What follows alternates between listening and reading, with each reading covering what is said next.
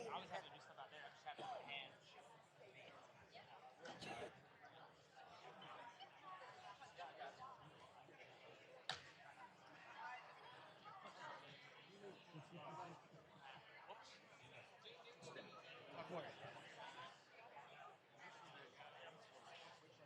I want to say congrats. Tyson.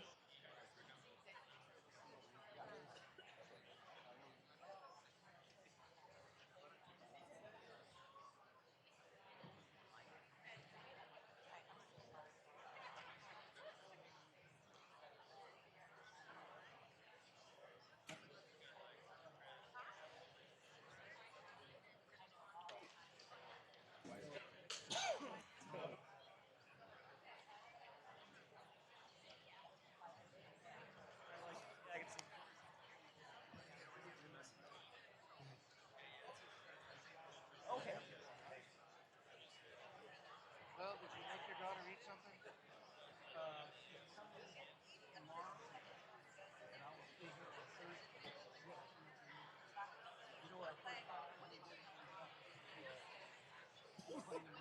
Caramel smash. Okay. There's not one around here.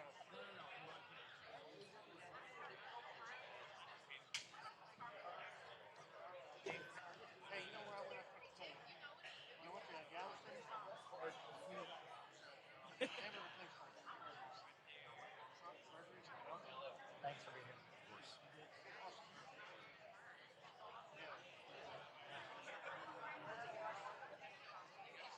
They got like cats in there. Yeah.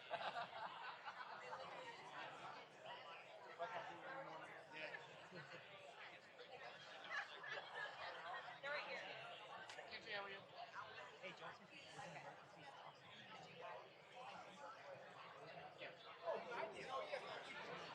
Yeah.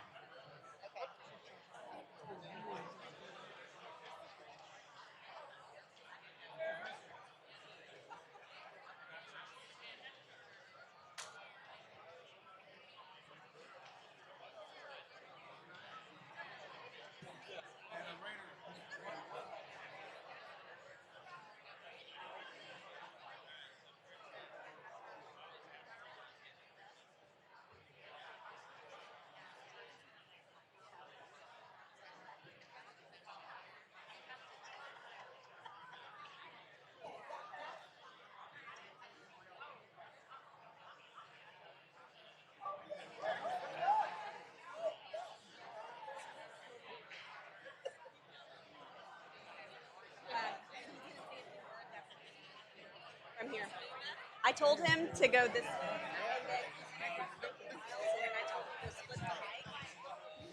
So he's gonna do it here. But I told him when he addresses the mic, I think there. Yeah, it'd be better. Tom Barnett. I'm doing good. Yes. Yes.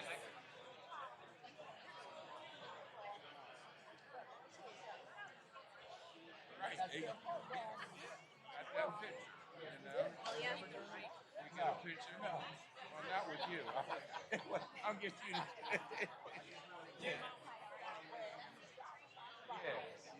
Yeah.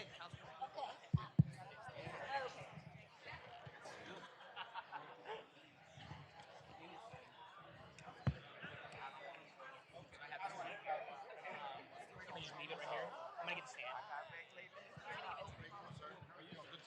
Dude, come on.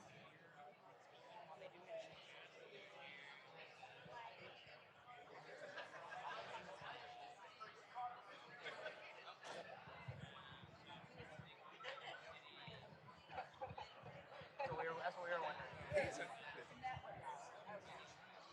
From her seat. Yeah. He wants his family with him. Are you okay? So you need a mic? Pardon me. How are you? I'm all right. Good to see you. How's it going? No, since Okay.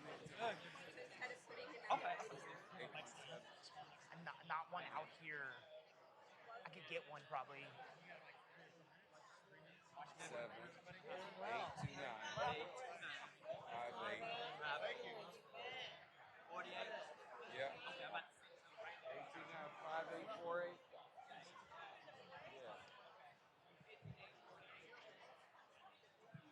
Yeah. Should have 4. Right? Who else is there with you? Okay. No, it's kind of Cameron's- tough. Kind of tough down here. Yeah. Money. So we're gonna give you a hot mic. Or would you like someone to hold it while y'all?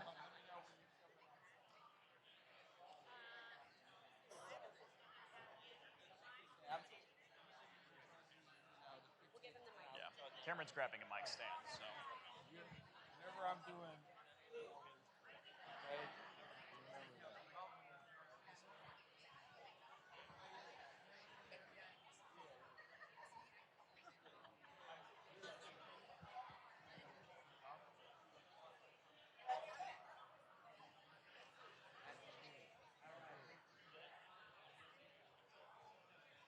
Hi, how are you?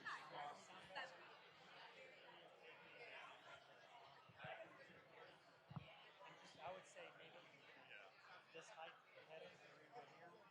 Yeah. Right here. Probably like right that, yeah. Yeah.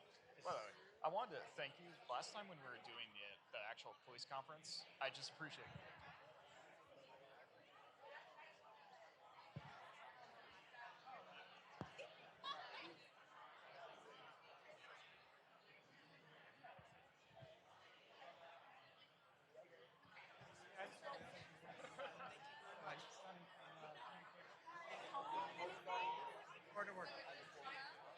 Good evening, everyone. If everyone could please take your seats. Please take your seats. Then when I get my comments. Good evening and welcome to the City Council meeting. Before Mayor Parker calls the meeting to order, we ask that you please be seated and silence all electronic devices. For those of you who have requested to speak, when your name is called, please come forward to the center podium. The countdown clock is displayed on the chamber monitor and will indicate how much time is remaining. A bell will sound when you have 30 seconds left. Speakers registered on consent agenda items will be taken will be taken at some point.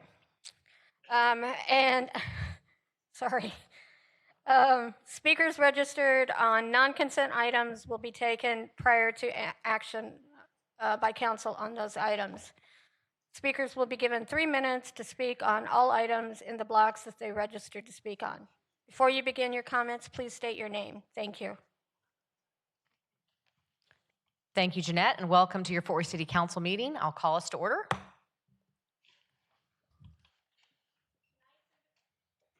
Tonight's invocation will be given by Pastor Jim Essian from the Paradox Church.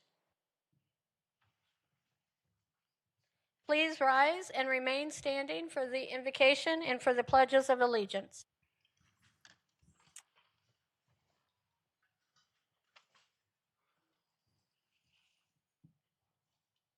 Father, you alone orchestrate the 10,000 things that bring us to this unique moment in history. This room, with these your servants on this day discussing these things, will never again take place. We confess then that we need your strength, that we need your spirit. We desire to steward this moment in alignment with your will and way for your glory and the good of your people. We pray this with great hope as we pray in the mighty and matchless name of Jesus. Amen.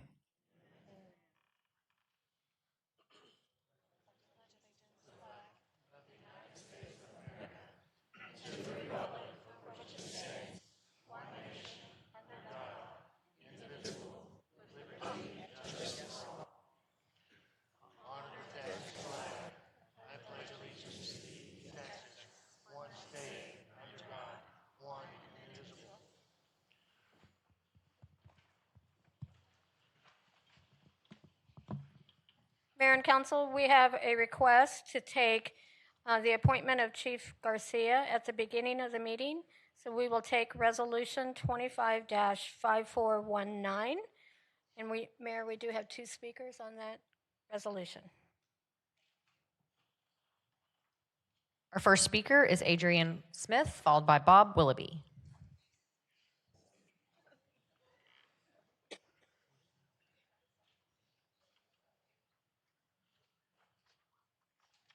Is Adrian present? Okay. He's sprinting. Here he comes.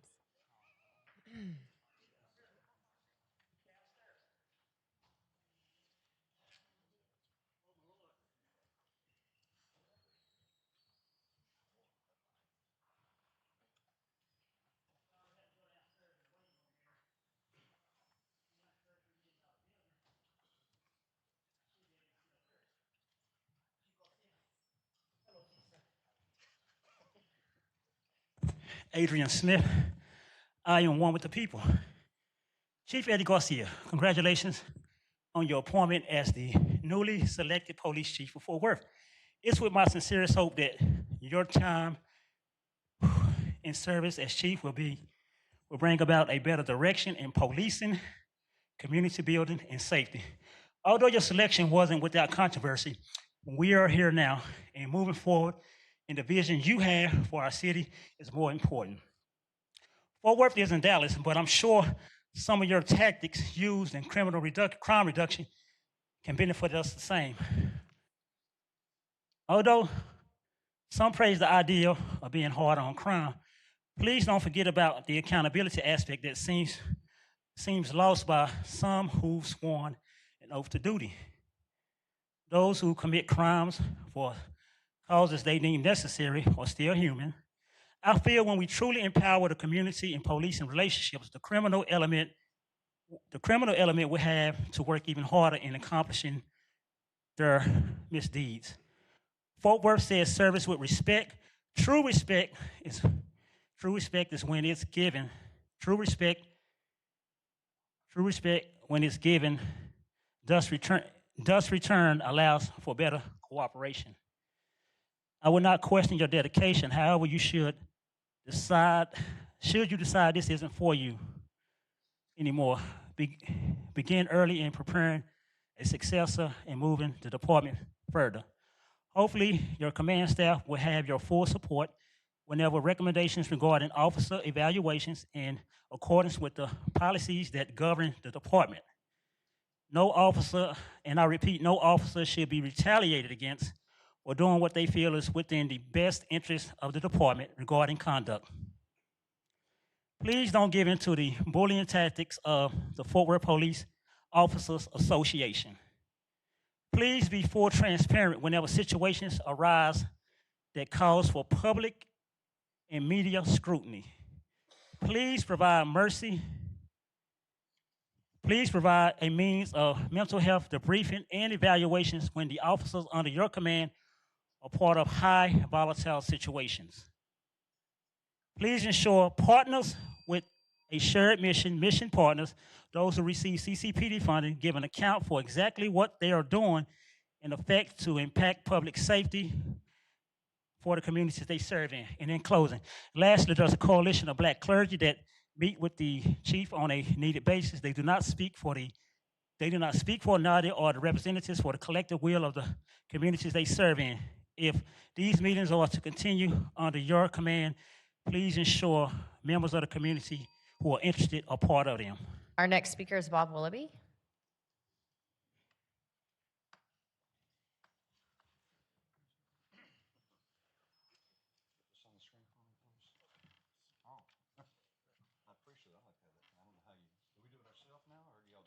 Bob, your time is going to start. There you go.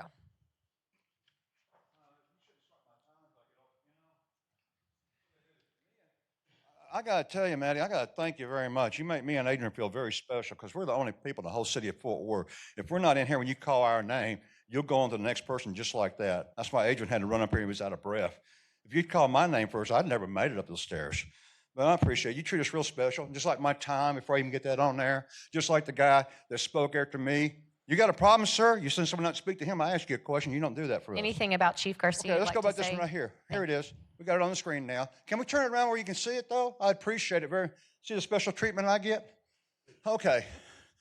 Now, this is what we used to see before Maddie Parker. You used to see everything on the screen what we were talking about. This one's about tax foreclosure, but she took that away. She don't want you to know what we're talking about. Bob, is point of order sustained. Do you have anything to say about Chief Garcia? That's the item that's on the agenda currently. Am I? No. I didn't understand. You're what not on the you wrong said. item. Yes. Am I still going? Am I dead or I what? think you're concluded. Thank you very much. You're very much alive, but we're done with this speaking part. You're done with me? Yes, thank you very much. Okay. Council, that is the conclusion of our speakers on this item. At this time, I think what our plan is to do is to actually move forward with our vote.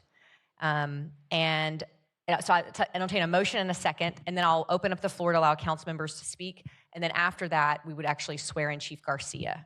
So that's the current order of business, and then Chief can have the microphone. Got a motion and a second, council. Any other discussion? If anybody'd like to say anything, now's your time to cue, and I'll allow you to do that. Okay.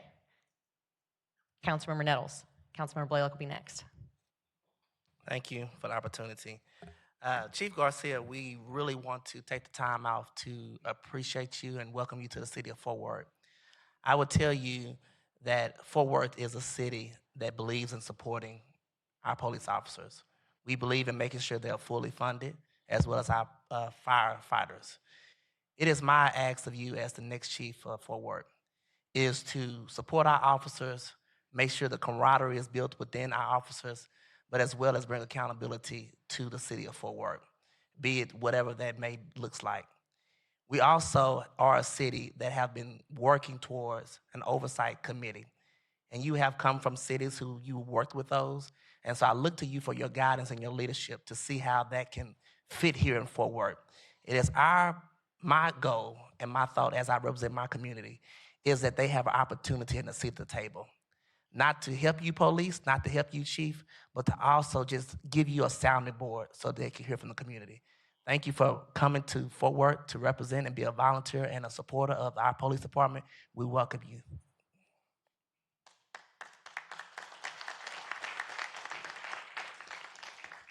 Councilmember Blaylock. Chief Garcia, I'll keep it. Welcome to Fort Worth. We're glad to have you. I am so excited for you and for our department. You're walking into a very strong police department. I know you'll continue the excellence that's there and strive for even better. So thank you very much. Councilmember Larsdorf. Thank you, Mayor. So, Chief, in 2010, when I chose to take my Marine Corps uniform off for the first time, I knew I'd miss it. So 2 years later, I went running back to Uncle Sam, begging to put it back on. I knew, giants like yourself, who when you take your uniform off, I have no doubt that you missed it every single day after that, but I'm glad you came back to Fort Worth to put that uniform back on, so thank you for answering that call. I have no doubt that you will listen to the community and the community's needs for what they need here and what they want here in Fort Worth, and almost just as importantly, I have no doubt that you will listen to the men and women that line the back of this room right now, because if it wasn't for them being willing to stand up and do what they're doing, none of us would be here. I know you know that badge may only be a few ounces, but you know how heavy that badge actually is. And I have no doubt that you will take it serious, and I have no doubt that you will honor the city with your leadership, and I have no doubt that you will honor the men and women who are willing to put their lives on the line every single day for all of us. So you will have my word that you will get everything from me as far as you need for resources for your officers. More importantly, I hope that we can work together on policies that enable your police officers to effectively do their job so we can continue to be one of the safest cities in the nation. So thank you for stepping up to serve.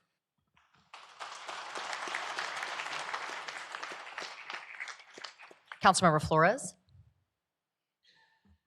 Chief Garcia, welcome to your new city. This city council, the men and women standing behind you that represent the department, and most importantly, the residents of the city of Fort Worth, welcome you. We're excited to have you on board. We're looking forward to your leadership and to the direction that you provide our outstanding police department. So again, on a more personal level, bienvenido a la ciudad de Fort Worth. Estamos listos para ayudarte en cualquier manera que necesitas. Para adelante, jefe.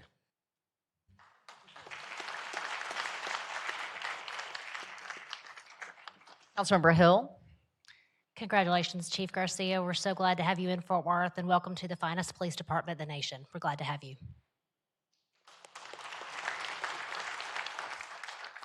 Councilmember Beck. Chief, I just want to welcome you to Fort Worth and tell you that you are inheriting, which I'm sure you already know, the best police force, not just in Fort Worth, but across the nation. So my only piece of advice to you is don't mess it up.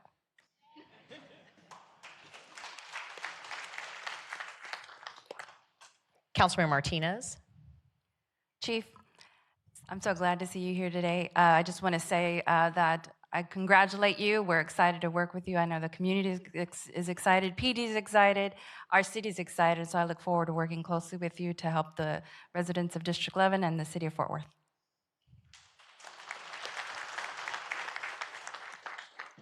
Councilmember Hall. Thank you, Mayor. I want to extend a sincere thanks to Chief Eddie Garcia for accepting the call to serve Fort Worth. Your leadership definitely comes at a very pivotal time in our city, and I am very confident in your commitment to integrity, transparency, and community-centered policing.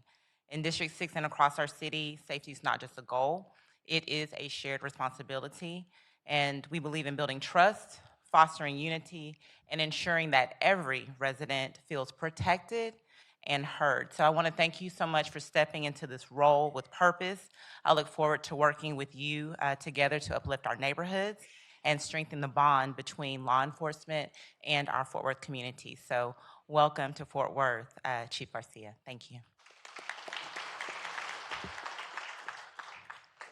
Councilmember Peoples. So, Chief Garcia, as a member of the Divine Nine, we welcome you. Your membership in a historic African American fraternity signals your willingness to work with the community, to reach out, to be part of our community, and to understand the issues. I am delighted that you have chosen to make Fort Worth your home, and I know the residents of District 5 are as eagerly excited about your being here as I am, and we look forward to working with you.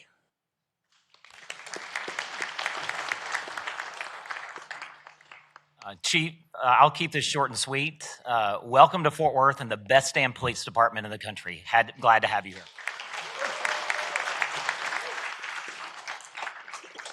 Councilmember Nettles. I did forget one thing, and I know, Chief, this is your day, but we would not have gotten here if it was not been for Chief Noakes leading this department the fine way he has done it, and as representing our interim chief, Chief Robert Aldridge. I want to thank you for what you have done in the interim process to get us to this point. We appreciate all three of you guys being here today. Thank you.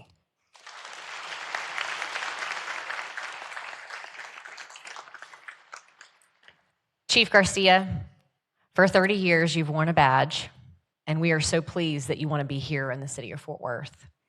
As Councilmember Nettles mentioned, you're surrounded by greatness.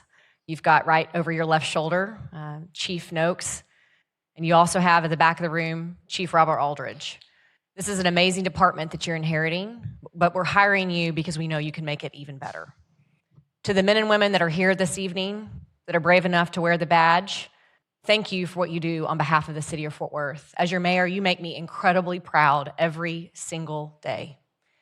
Chief Noakes and I, when I was elected in 2021, he'd been chief not long, and we toured the city talking about being pro-police and pro-community.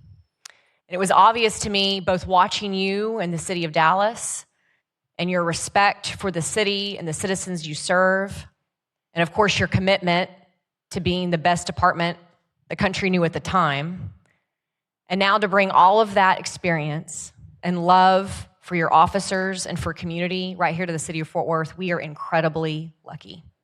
We wouldn't be here, ladies and gentlemen, without the incredible support and leadership from our city manager, Jay Chapa, and his assistant city manager, William Johnson. Please give them a round of applause as well.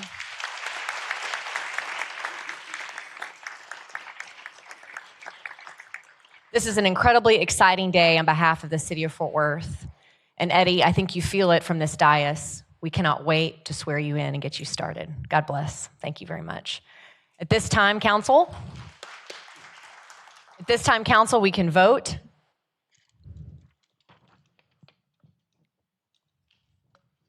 Motion carries unanimously. Chief.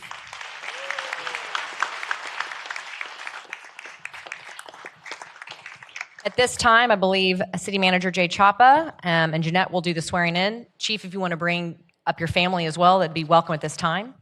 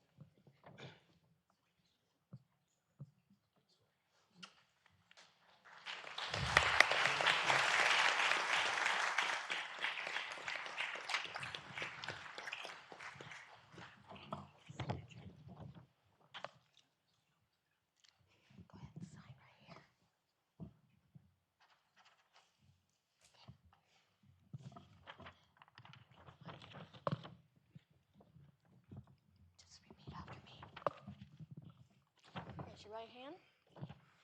In the name and by the authority In the name and by the authority of the state of Texas, of the state of Texas, I state your name. I, Edgardo Garcia, Do solemnly swear or affirm do solemnly swear or affirm that I will faithfully execute that I will faithfully execute the duties of the office of Chief of Police, the duties of the office of Chief of Police, City of Fort Worth, City of Fort Worth, of the state of Texas, of the state of Texas, and will to the best of my ability and will to the best of my ability preserve, protect, and Pre- defend preserve, protect, and defend the Constitution the Constitution and laws of the United States and laws of the United States and of this state, and of this state, so help me God. so help me God. Congratulations. Thank you.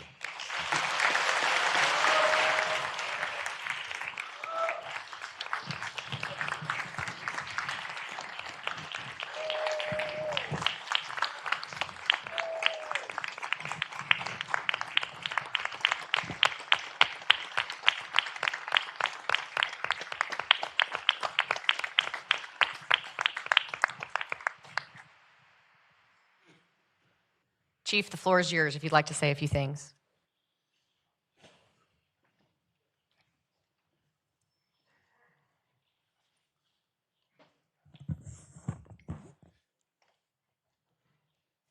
We have a council meeting, but I'll try to make this as quick as possible. Well, good evening. I want to thank everyone for being here. I'm grateful, and a very special thank you to City Manager Chapa, Mayor Parker, and the rest of City Council for your belief in me. It's with tremendous pride and excitement that I stand before you today, humbled by the honor of being sworn in as your police chief. This moment is not just a milestone in my career, it is a calling, and one I embrace with gratitude and resolve. From the beginning, law enforcement has been more than a profession to me. It is a passion, it is a mission, and yes, as I've said before, I take it personally. We are guardians of our community, protectors of the innocent, enemies of the wicked, and defenders of peace. The badge we wear is not just a symbol of authority, it's a promise to sacrifice, to serve with integrity, and put others before ourselves. To the men and women of this police department, your sacrifices and those of your families are not forgotten. I do not forget them. You stand in the line during long nights and early mornings, face danger head on, and carry the burden of protecting this city. Your courage inspires me, and it strengthens our entire community. Let me be clear. As much as we seek trust and partnership with our community, those who prey on the innocent should feel something very different. To the criminal element, know this: your actions will not go unchecked. Your fear of our presence is well placed, because our presence means accountability.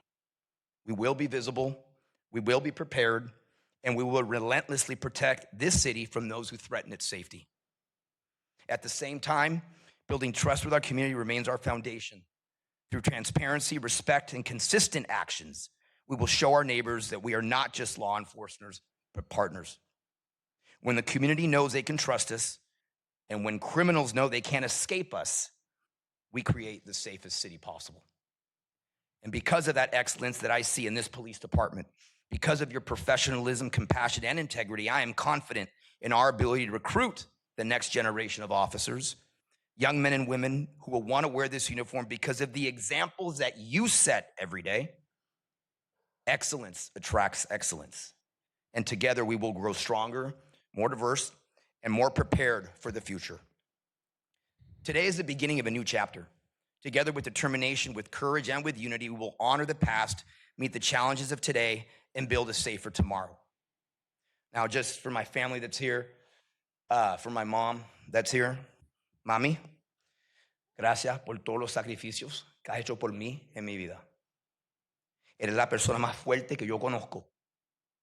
Gracias por llamarme todos los domingos para decirme que tengo que ir a la misa también. Okay, estas estrellas que yo tengo aquí son tus estrellas también. Gracias por todo.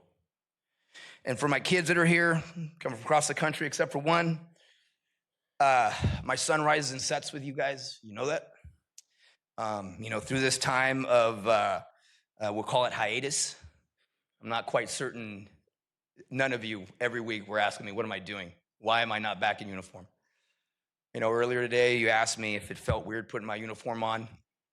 And I said, it didn't feel weird because this is part of me. Not unashamed to say it. Thank you for always being there for me. Thank you for always supporting me. Thank you all for this privilege. I'm honored to serve as your police chief. As I was putting this uniform on today, I did get a little emotional. I was born to do this job, and this was my calling. So let's get ready to work. Everyone that's on the back walls, let's get after it. God bless.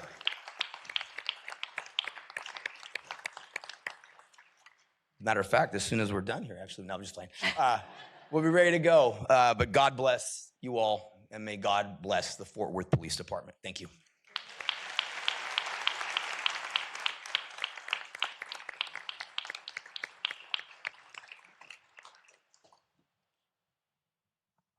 Thank you, Chief.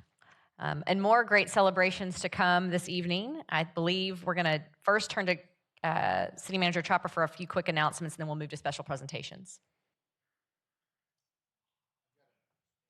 Sorry, Jay. There you go. I've got a few M&Cs to remove from the consent agenda. M&C 25-0812.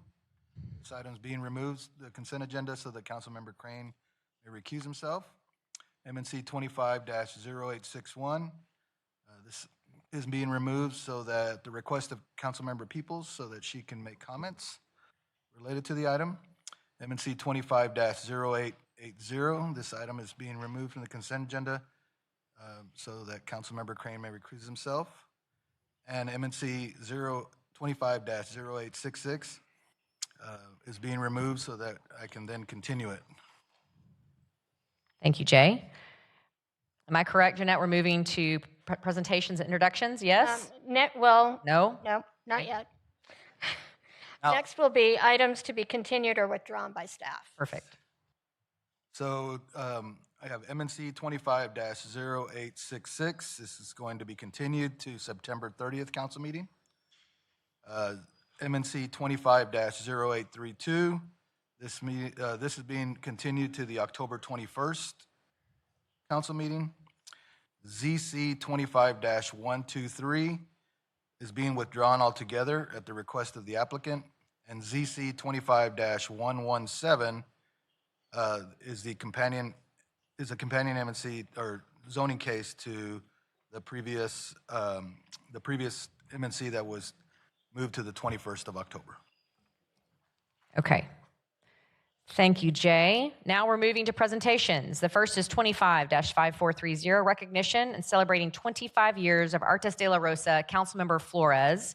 And what we're going to do, if you don't mind, those that are recognized, just stay where you are once that portion goes, because the final recognition will actually be celebrating Hispanic Heritage Month, and we want to do a big picture with everybody at that point. So Councilmember Flores, the floor is yours.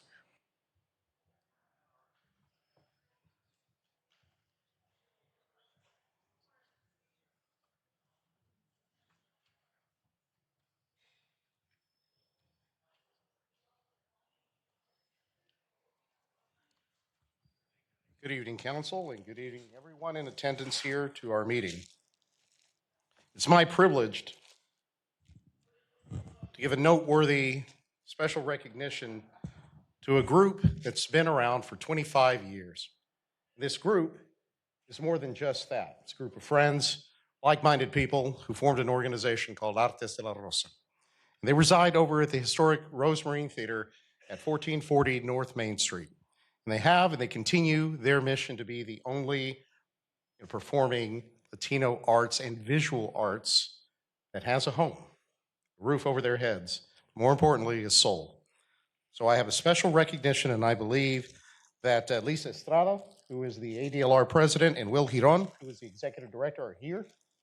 I would ask that y'all join me up here at the podium, please.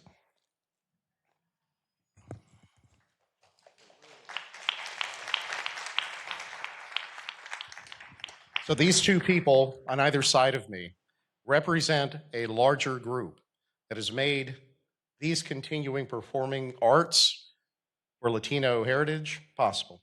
And they live that mission every single day. They do this. It's a thankless job for both at times, but they have the community support, and I know that they have city support as well. So let me read the requisite whereases. Whereas Artes de la Rosa Incorporated stands as the only Latino cultural center in Tarrant County, providing diverse, multidisciplinary programming that is equitable, inclusive, and accessible to the entire community, and recognized nationally for its award-winning after-school and summer programs. And whereas the year 2025 marks the 25th anniversary of Artes de la Rosa, Inc., originally founded as a Latino Arts Association of Fort Worth, and since its inception has remained committed to preserving, promoting, and celebrating Latino art, culture, and history through dedicated programming, youth and family engagement, artist support, and cultural leadership in the city of Fort Worth. Whereas through its year-round programs and celebrations, Artes de la Rosa has increased the community and enriched it for 25 years with music, dance, theater, visual arts, festivals, film, and public forums, fostering culture, pride, expressive, creative, and greater understanding among all residents, and will continue to build upon this legacy for generations to come. And whereas we honor the countless volunteers, staff, and board members whose dedication has shaped ADLR's legacy, their tireless efforts have not only advanced the organization's mission, but have built bridges of trust, compassion, and collaboration, uplifting generations through transformative power of the arts. Now, therefore, it be resolved that Artes de la Rosa is hereby recognized by the City of Fort Worth and Council District 2 for its outstanding contributions over the past 25 years. May its ongoing efforts continue to promote Latino arts and culture and continue to thrive for generations to come. And may its legacy of excellence, inclusion, and community impact continue to endure for many more anniversaries. So it's my privilege to introduce this on behalf of Mayor and Council to you all.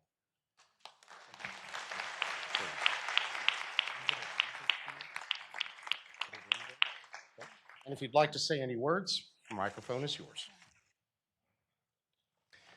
Mayor, council member, Councilman Flores, and city staff and City of Fort Worth, we thank you from the bottom of our hearts.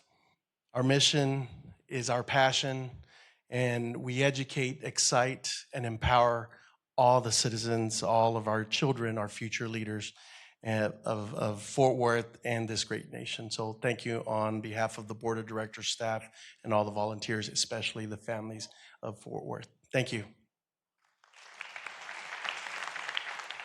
I just want to say just a small thing. If you've not been into our studio or our facility, please, I invite you each personally to come by and see these kids. I can't explain what we do, why we do, but once you step foot into Artes de la Rosa, you'll feel it in your heart and you'll understand what we're all about. Thank you.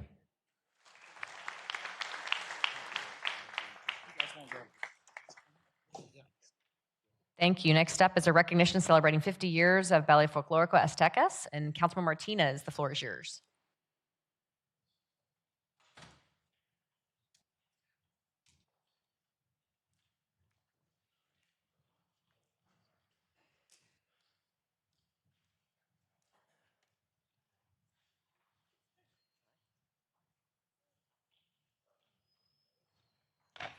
Good evening, Mayor and Council.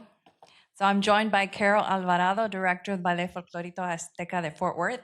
And so I just want to thank the residents, the volunteers, and city staff for joining us today as we celebrate Hispanic Heritage Month.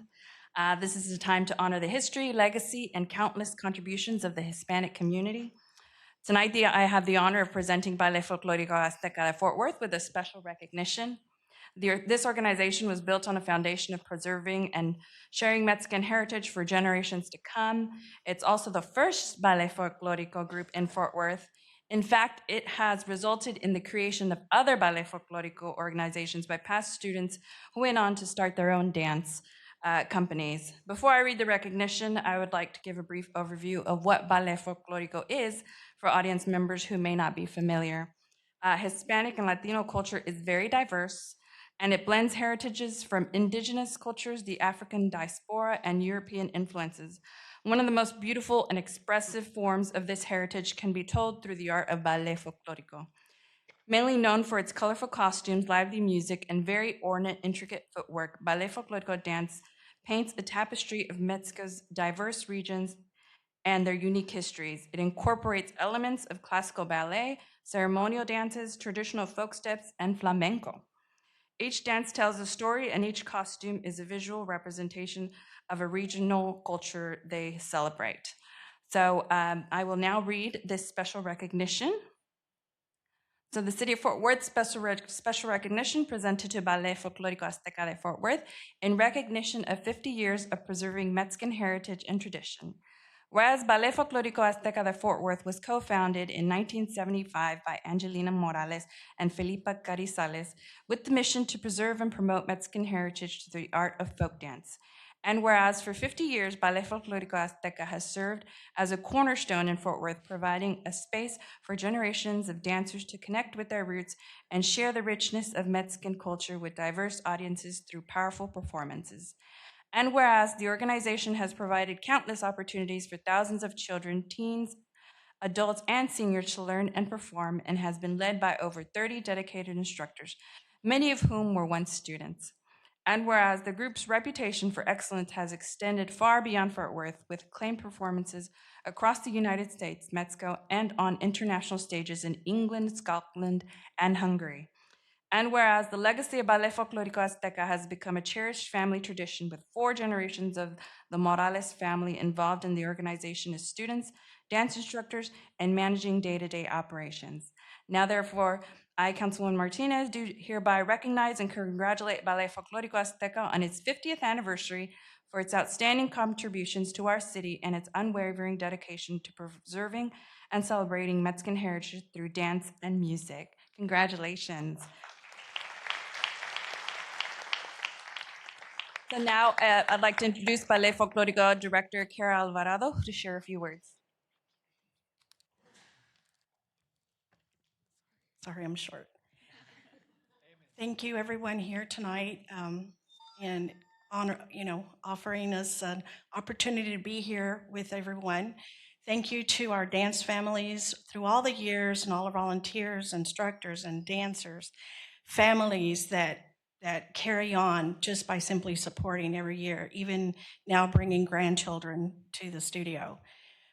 Proud of every one of them, our dancers, our families, just everyone. And all the ones that invite us, the churches, the universities, the schools, the hospitals, the nursing homes. We're very, very proud to be part of a good city, a pretty city, good city, and just there's so much to say. But again, thank you.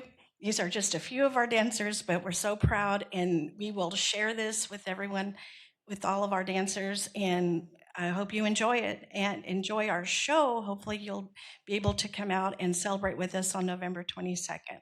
So that's it, right? Okay. Thank you. Good job. Thank you.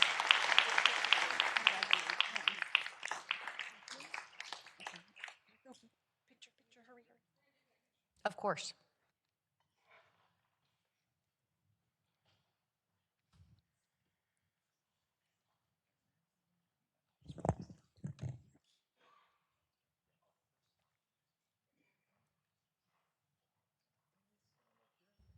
Smile on 3,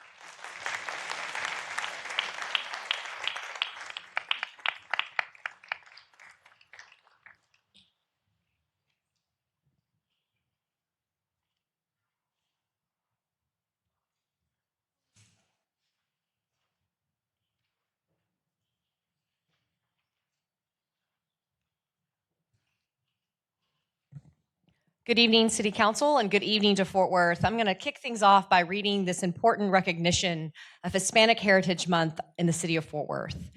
Whereas Fort Worth is a city of vibrant diversity where Hispanic and Latin American businesses and cultures are deeply woven into the fabric of our neighborhoods, traditions, businesses, and everyday life. And whereas more than 1/3 of Fort Worth's residents identify as Hispanic, contributing to the city's vibrant spirit, economic strength, and cultural richness. And whereas Hispanic Heritage Month is a time to recognize the lasting impact of generations of Hispanic and Latin American residents who have helped shape our communities. Whereas throughout Hispanic Heritage Month, Fort Worth's cultural institutions, school programs, nonprofit organizations, businesses, local leaders have all come together across the city to share and uplift the stories, traditions, and talents of the Hispanic community that makes Fort Worth an extraordinary place to live and visit. And now, therefore, the city of Fort Worth proudly proclaims September 15th through October 15th, 2025 as Hispanic Heritage Month and encourage all residents to honor and celebrate the contributions, achievements, and culture of our Hispanic and Latin American communities.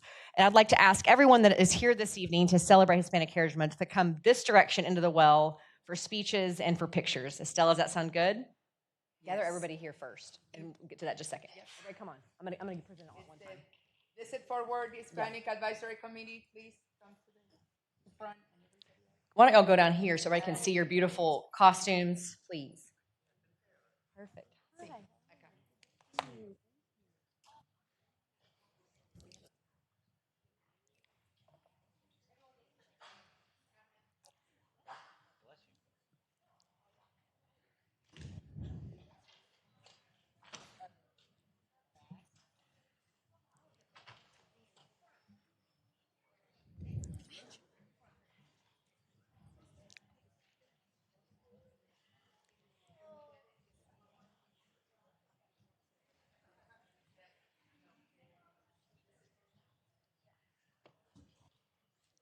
So if any council member wants to join us in the well, I know that Carlos and Jeanette in particular wanted to be a part of this photograph, which are due, but I wanted to actually be able to speak to each of you that came this evening. First of all, to the parents that made it possible for these beautiful children to be in costume, on time, waiting, give them a round of applause. They look amazing, seriously. As your mayor, as I said earlier, I could not be more proud of this community and this city. Each of you are a reflection of who Fort Worth is today and where we're headed into the future, and the future is incredibly bright. To Councilmember Flores and Councilmember Martinez in particular, thank you for your stewardship and leadership, specifically on behalf of the Hispanic community, making sure we elevate the diversity of our Hispanic heritage here in the city of Fort Worth. This truly is the fabric of this amazing city, and it makes my heart very proud this evening. I'm going to present this to each of you, and we'll take a group picture. How does that sound? Great. If I can have everyone to like squeeze in a little bit more. Grant right here in the middle. Yep, right here. This gentleman in the polo right there, look at him.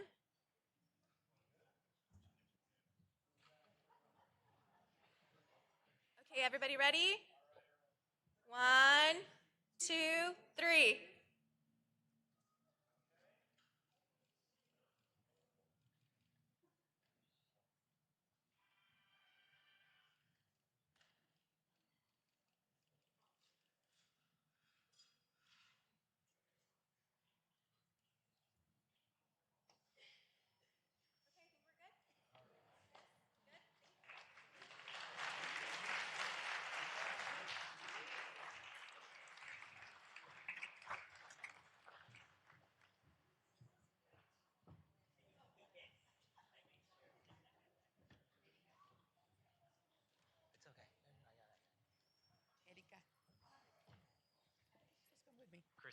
Okay, just on behalf of Visit Forward, Visita Forward, and the Visit Forward Hispanic Chamber of Commerce, we want to have the Visit Forward Hispanic Advisory Committee that represents a lot of people in our community.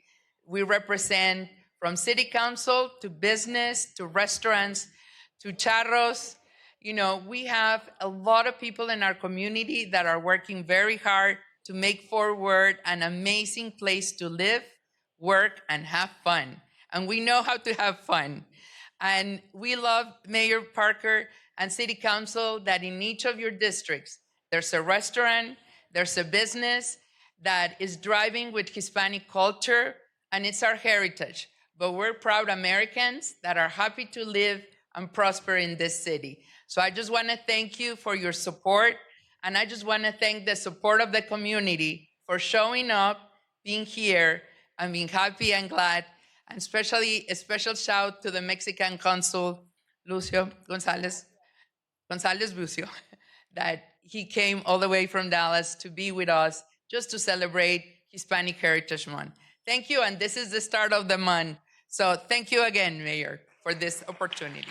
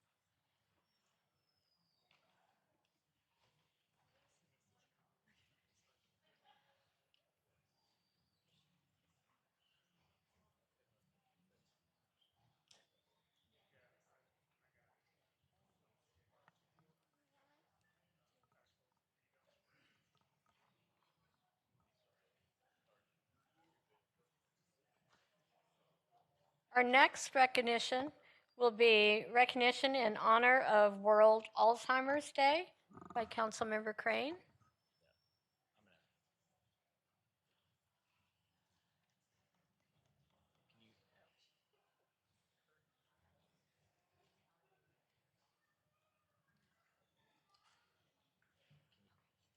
Turn up.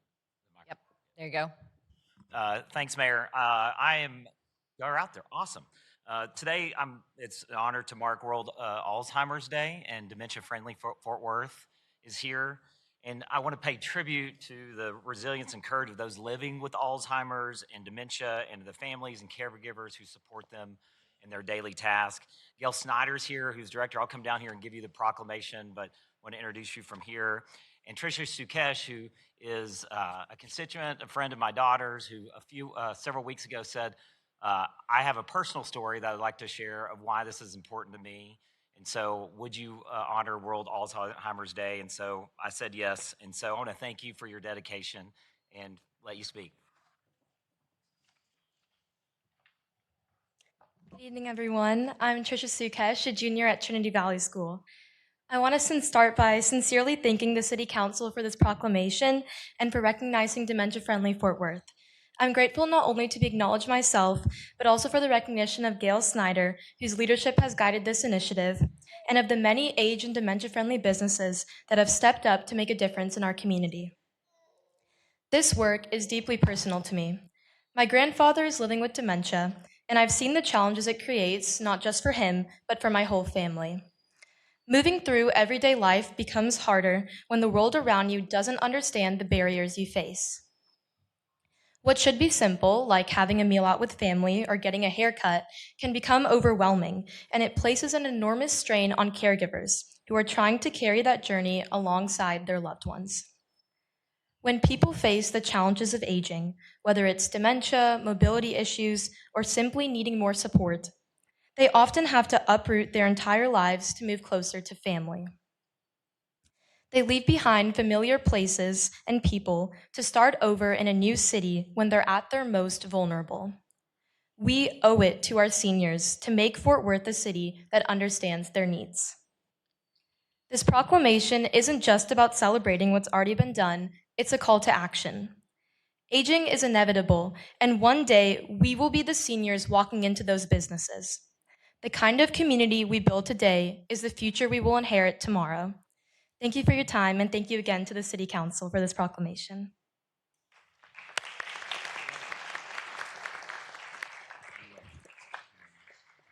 As Executive Director of Dementia Friendly Fort Worth, I am truly honored to receive this proclamation during World Alzheimer's Month.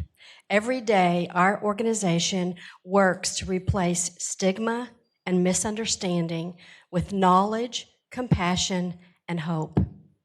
With the support of the City of Fort Worth, we can expand our dementia-friendly business certification program and make meaningful steps toward making Fort Worth a city where every person impacted by dementia can continue to live with dignity, purpose, and connection.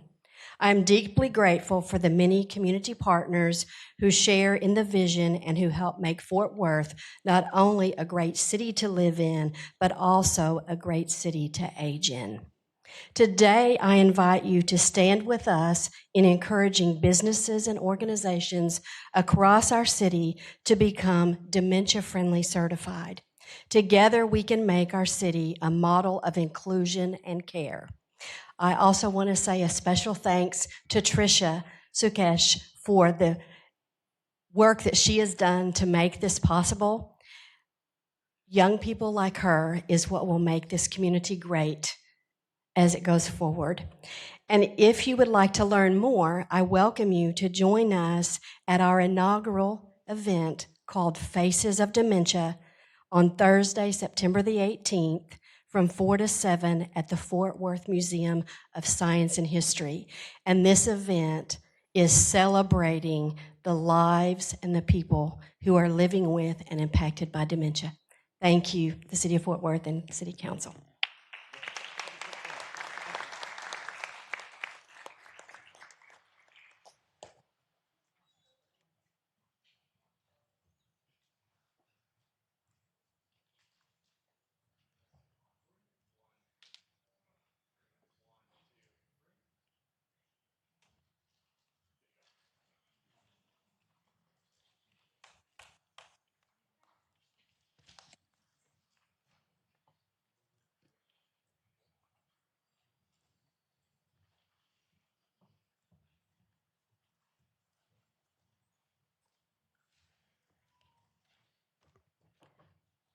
Our next recognition will be a recognition honoring Tina James, founder of Safe in the Six, by Councilmember Peoples.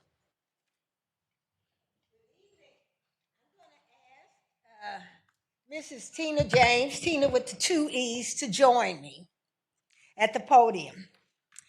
And I have to start by telling you, before I start reading the whereases, that I've had an opportunity to participate in an extraordinary event at Dunbar High School where Mrs. James, I don't know where she gets the energy or all the money to buy roses for all the incoming students at Dunbar, but to watch the joy on those young women's faces when they received roses on the first day of school was just extraordinary.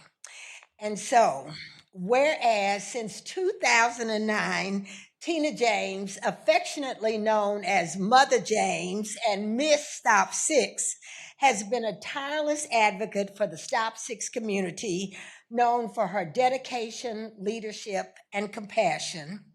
And whereas Tina has led efforts to reduce violent crime near Dunbar High School, where her son attended, and has worked to protect youth from violence, poverty, and human trafficking. And whereas Tina organized the Break Every Chain of Human Sex Trafficking and Mental Health Awareness Walks for 4 consecutive years, bringing critical attention to local issues affecting youth. And whereas in 2014, Tina James founded Safe in the Six, a nonprofit connecting youth and families to education, career, and wellness resources and creating safe and supportive spaces. Whereas Tina James has partnered with organizations like Safe Haven of Tarrant County and One Safe Place to support domestic violence survivors, often opening her own home and service, and has earned her recognition through 52 Faces of Community, Parent of the Year, and the Ambassador Award. Now, therefore, the City of Fort Worth expresses its extreme gratitude and appreciation for the decades of community activism and contributions of Ms. Tina James. Thank you.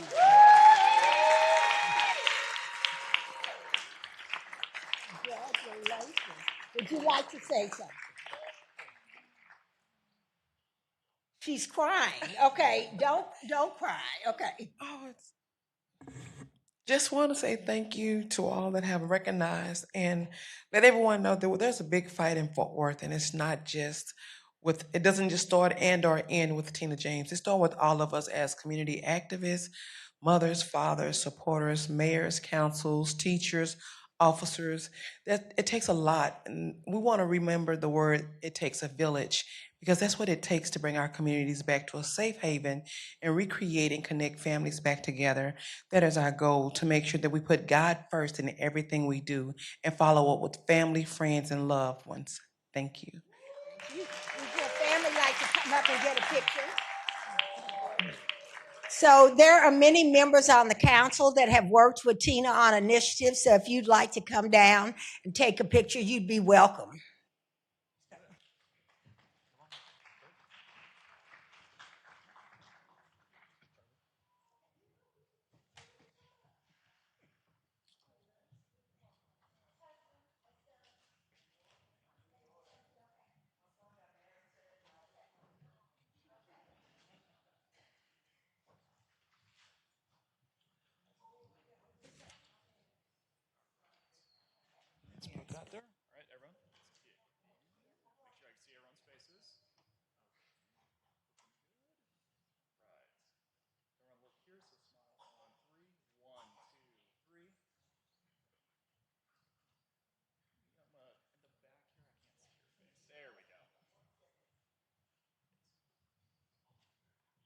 Sister Linda James, please come to the front. The owner and founder of Save Our Children School in Fort Worth.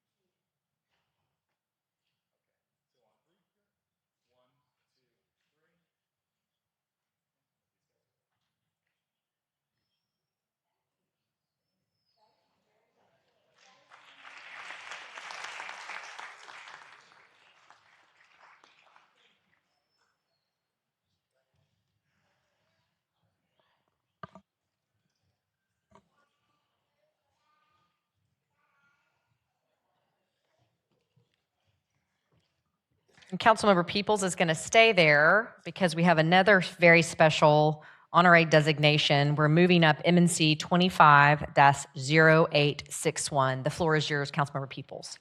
Thank you. So now you're going to know why I asked that this M&C be pulled from the council consent agenda so that we could honor an extraordinary, amazing living legend. I'm going to ask Dr. Shirley Knox Benton to stand with me at the podium while I get to talk a little bit about her. So, whereas the amazing Dr. Shirley Knox Benton has served the Fort Worth community since relocating to Fort Worth in the 1960s. You're not old enough to have relocated here, and whereas Dr. Shirley Knox Benton was the first woman to become principal at Dunbar High School and served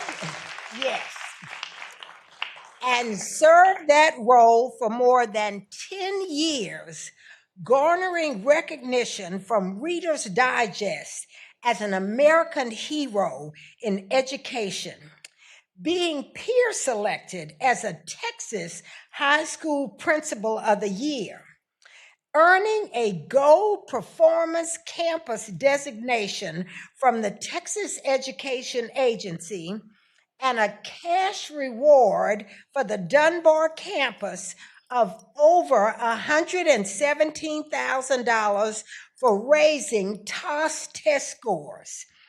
And whereas Dr. Shirley Knox Benton is an active member of Shiloh Missionary Baptist Church, and I saw your pastor, Pastor Pullum, come in a little bit ago, an historic Black church in the Fort Worth North Side, serving parishioners in Fort Worth for over 120 years, and she has been recognized by St. Peter's Presbyterian Church as a woman who made a difference in the Stop Six community. And for those of you who don't know, we did a little slideshow for Dr. Knox Benton that show her years as Principal of the Year, and there is that famous bicycle. So for those of you who don't know, Dr. Knox Benton ruled Dunbar with a bicycle and a bullhorn and just did amazing things. And so be it resolved, I'd like to propose a resolution. Sorry, I get so excited, but I'd like to propose, Mayor and Council, that I make a recommendation that we adopt the attached resolution honoring Dr. Shirley Knox Benton and authorizing a street topper honorary designations to be placed at the intersections of Ramey Avenue and Robert Hughes Street and Fitzhugh Avenue and Robert Hughes Street, and that we adopt the attached appropriation ordinance, increasing estimated receipts and appropriates in the general fund in the amount of $759.95 for available miscellaneous revenue received for the purpose of funding the placement of the honorary sign toppers. Okay. So I'd like to make that recommendation that we adopt the resolution. I've got a very enthusiastic motion and a second by Councilmember Nettles. At this time, council, you may vote. Somebody hit my button. So we want to have it lit up there. Okay. Got it? Motion passes unanimously. Yay! So before I let her speak, Mayor and Council, I would like to ask her family and church members to stand so you can see and her students, her former students at Dunbar, so you can see the amazing impact that she's had on the city, and invite you all to the unveiling ceremony that will be held on October the 2nd, 2025 at 10 o'clock a.m.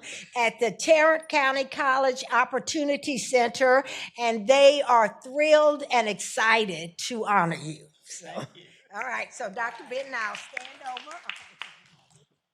Madam Mayor and council members, thank you. But somebody said that it couldn't be done. But she, with a chuckle, replied that maybe it couldn't, but she would be one who wouldn't say so till she tried.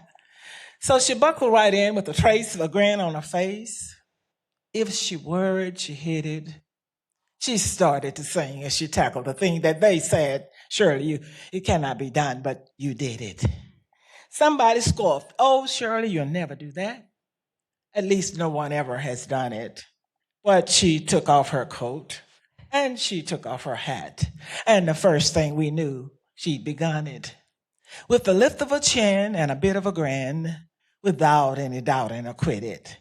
She started to sing as she tackled the thing that they said couldn't be done, and she did it.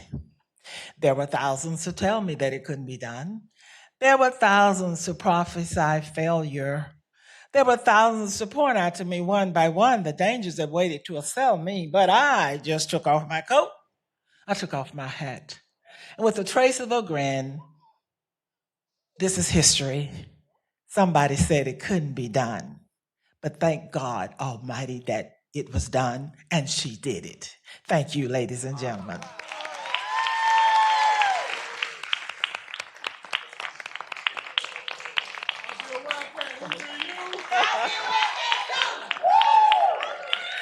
And I want to tell you that of my 45 years in public school education and 5 years with the state, serving as a professional service provider over the state of Texas, 50 years in total, I have nothing to say but 4 letters, ACOG.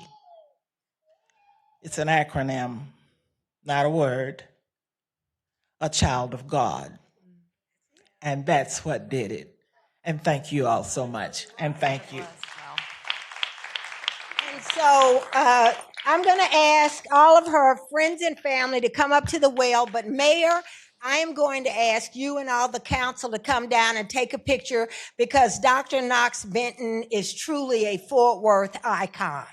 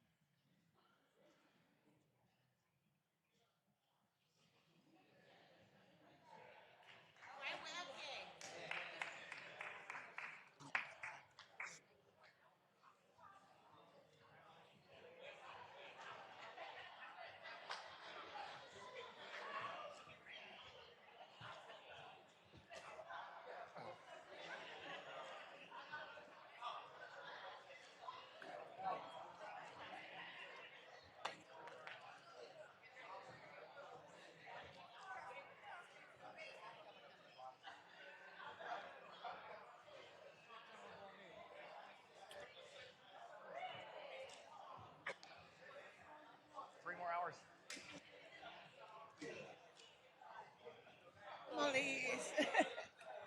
Hello, darling.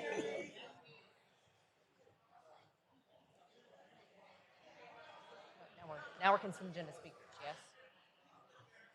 Okay, here, Bob.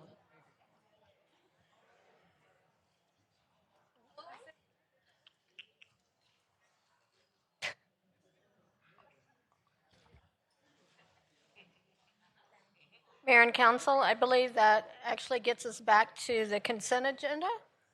And We have two speakers, correct? speakers. Yes.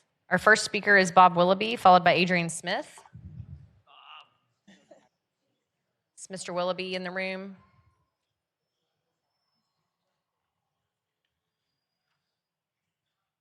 Is Adrian in here? Adrian, why don't you speak first, then we'll have Bob if he's here.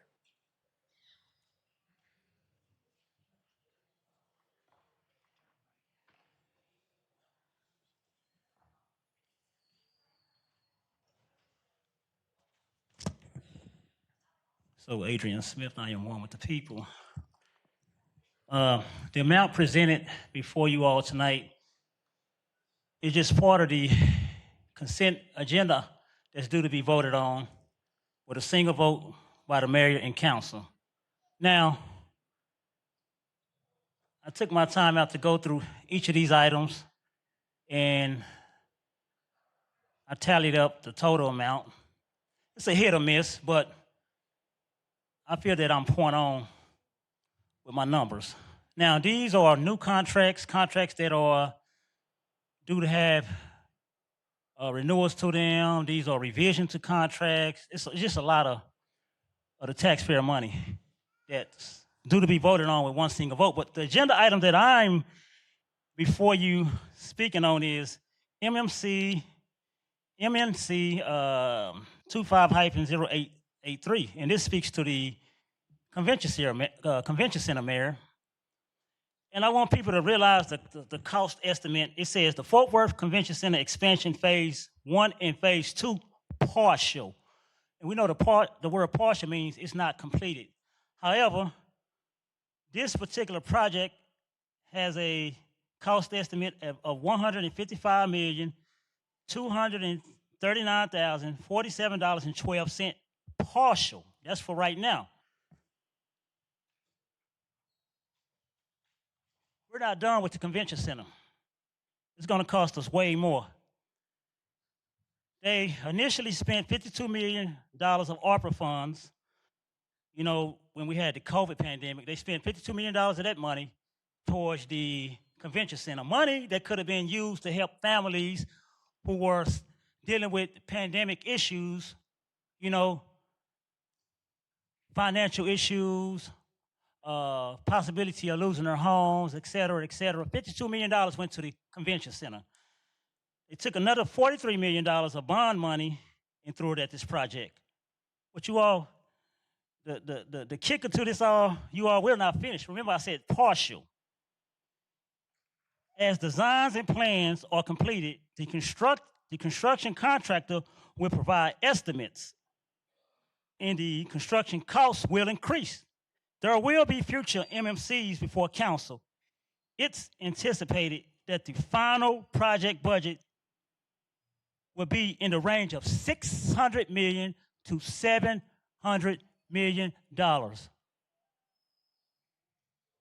do believe this is wasteful, Mayor Parker. But again, you all had the best interest of the city at heart.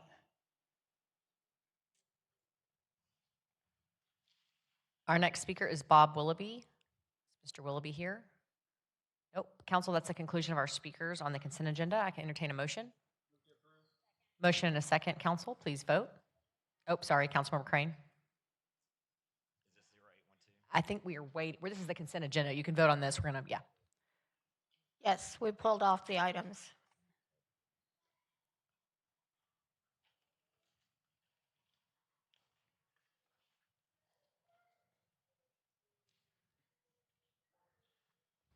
Motion carries. Next will be MNC 25-0812,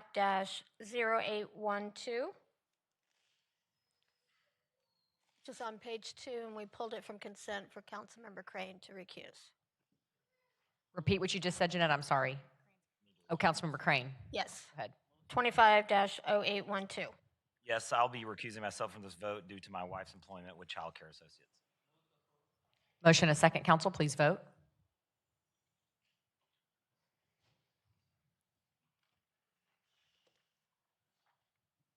Motion carries. Next will be MNC 25-0880. Councilmember Crane. Yes, I'll be recusing myself from this vote due to my ownership in the acquiring company.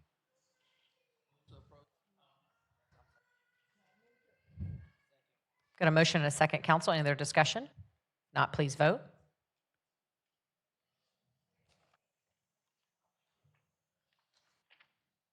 Motion carries. Give me 1 second, Mayor. Thank you.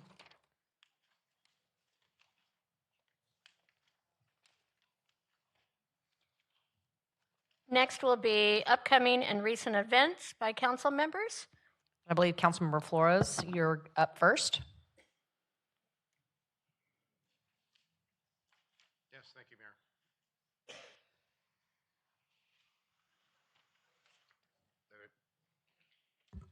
There we go. All right. Okay, if we get the slide up, please. All right, lots of things happening right there. Visited the Fred Rouse Center for Arts and Community Healing at 1012 North Main. Really gratified that they're proceeding well and getting into cleaning up the building, having engineers and architects so they can start planning ahead to get that space re-envisioned and start contributing to the community. Fort Worth PD and Crime Prevention Specialist Doc Kent keep engaging our community members through different venues of having coffee with a cop. So appreciate her and her efforts, and to all the NPOs and police officers that could attend, most recently at El Rancho Supermercado. So got great reception there. All right, going down there, before the Battle of the Boot between Northside High School and Diamond Hill High School, met with Coach Jesus Sanchez, and he allowed me to give a pep talk to the players.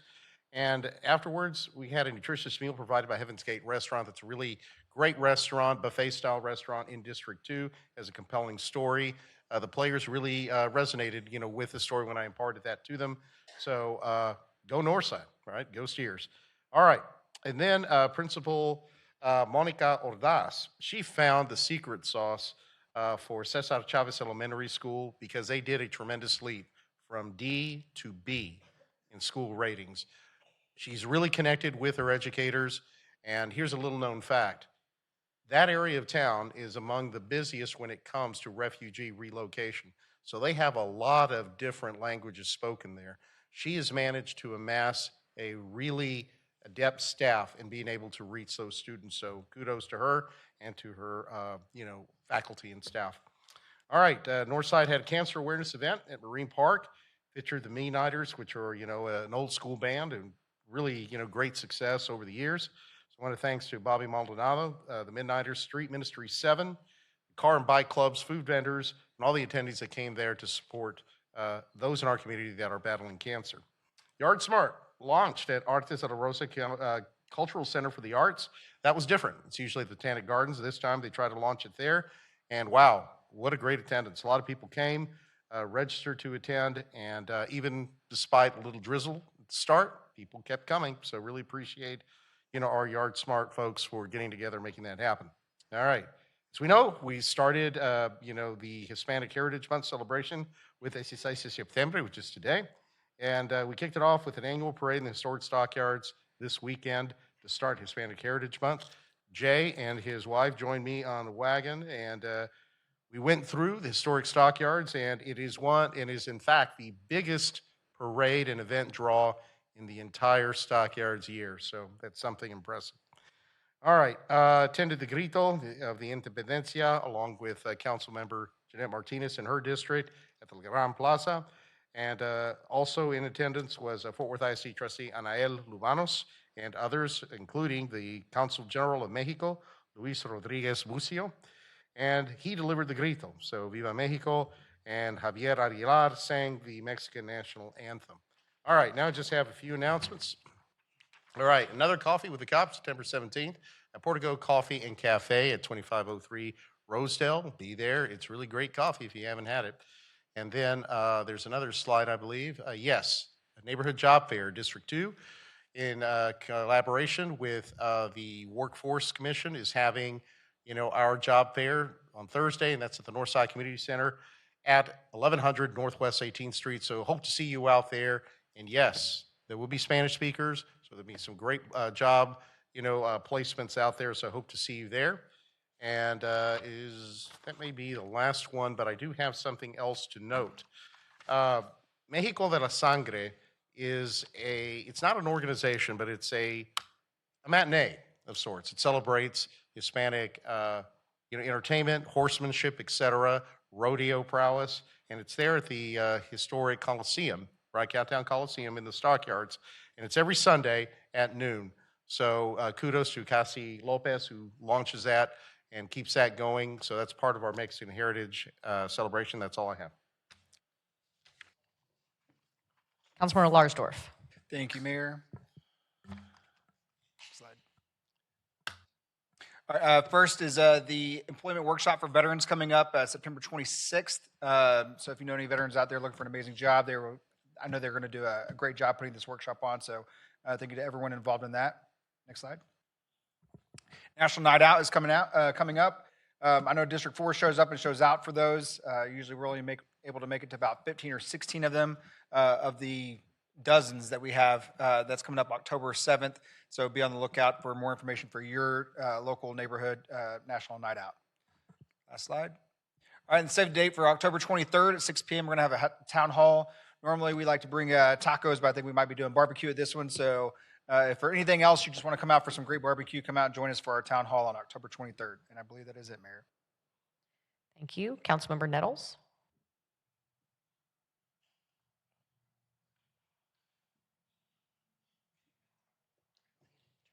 There you go. All right, the first slide. Had the opportunity to go to Labor Day event and speak to a lot of our Tarrant County Labor Council. Next slide. Community Appreciation Award, had an opportunity to receive a Community Appreciation Award from this awesome organization with about 15 other members as well. Next slide, please. The L. Clifford Davis Scholarship Awards Banquet, had opportunity to attend with some fellow other council members. Awesome event, awesome speaker, awesome time. Next slide, please. District 8 special recognition for the Mr. Reverend Fisher on his second pastoral anniversary, leading the church in District 8 off of Riverside.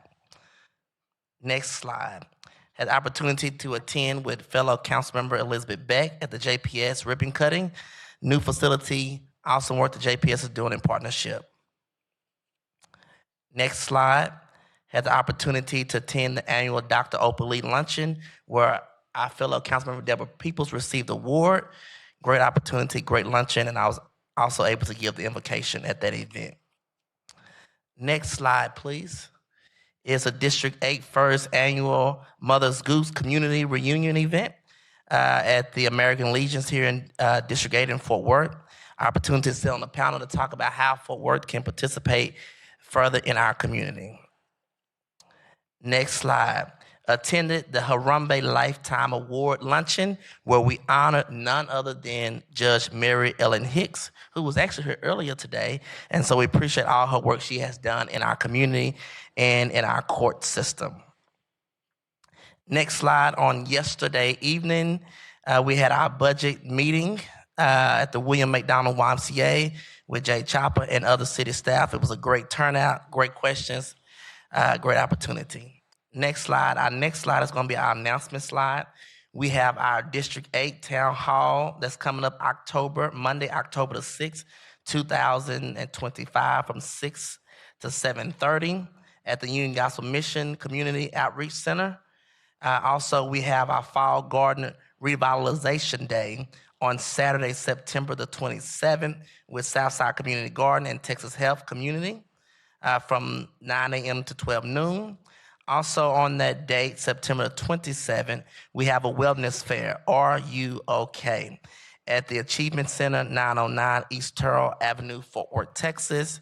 And we're gearing up for our Tarrant County Harambe Festival, October the 3rd, Blues Night, good food, come out at the McDonald's YMCA. The streets will be blocked off, and then we will have our day festival on October the 4th. Bring your lawn chairs and have a great opportunity there. And then as they have already mentioned, National Night is coming up. Make sure you sign up. We look forward to coming to your neighborhood soon. Thank you. Councilmember Beck?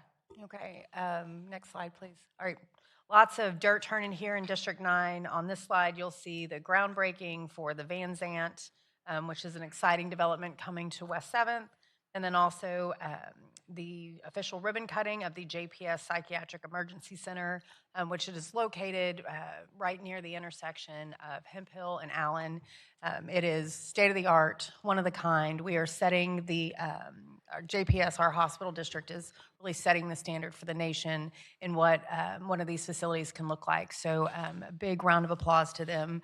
I know that we hopefully, yes, thank you. They deserve it.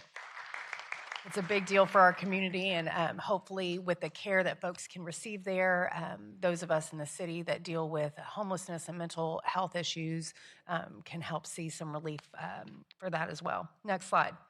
Okay, more groundbreakings, more ribbon cuttings.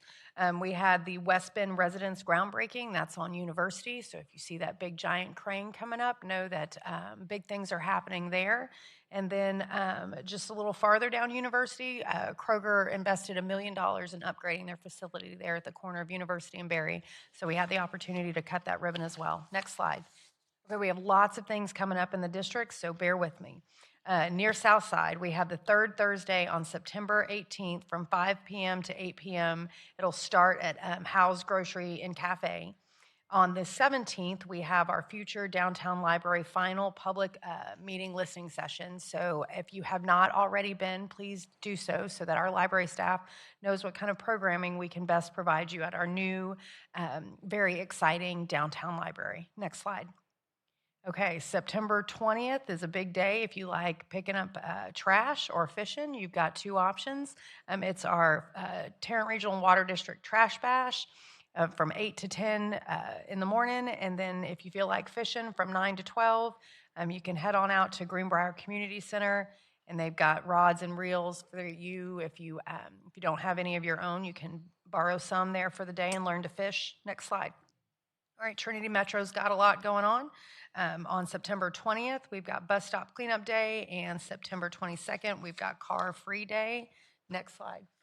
All right, West 7th is going to have some improvements to the water system there, so we have a community meeting coming up to learn more about that construction project on September 22nd, 6 p.m. Next slide. Okay, September 26th, a busy day in Fort Worth. As Councilmember Lauersdorf mentioned, we have the Veterans Career Fair. It's from 10 a.m. to 2:30 p.m. at Will Rogers. Parking is taken care of, so if you do plan to attend, please don't let that be a barrier. And that evening, you can join us in Burnett Park for How to Train Your Dragon. Next slide. Okay, coming up on September 25th through September 27th in Trinity Park, we have Fort Worth Oktoberfest, so come and have a beer or two, but not too many. Because on September 27th, you can join the annual Recovery in the Park event that celebrates, so not too many, like I said, it celebrates recovery here and all the work that our mental health professionals do throughout the city to provide those resources to people struggling with addiction. And that's all I got. Thank you, Council, and I believe that's the conclusion of our special presentations. Next, Council, we are going to move one more item up out of order, and that is item MMC 25-0864 relating to drainage utility rates, and staff is available if you have questions. Thank you, Jeanette. Council, before we entertain motions, is there any need for staff? Jennifer Dyke is present if we need anybody. If not, I can entertain a motion at this time. Motion and a second, Council. Any other discussion? Please vote.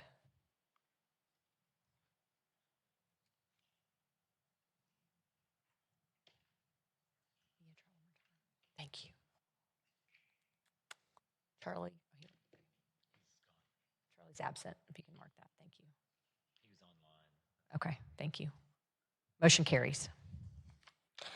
Next will be MNC 25-0884. Got a motion and a second, council. Please vote.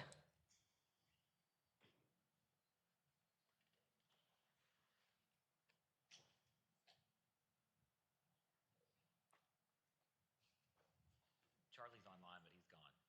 Motion carries. Next will be 25-5442. Motion, council. Second. Motion and a second, council. Please vote.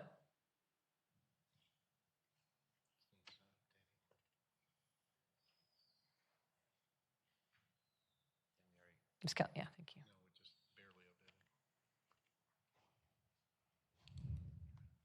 Motion carries. Next is 25-5443. Got a motion and a second, council. Please vote.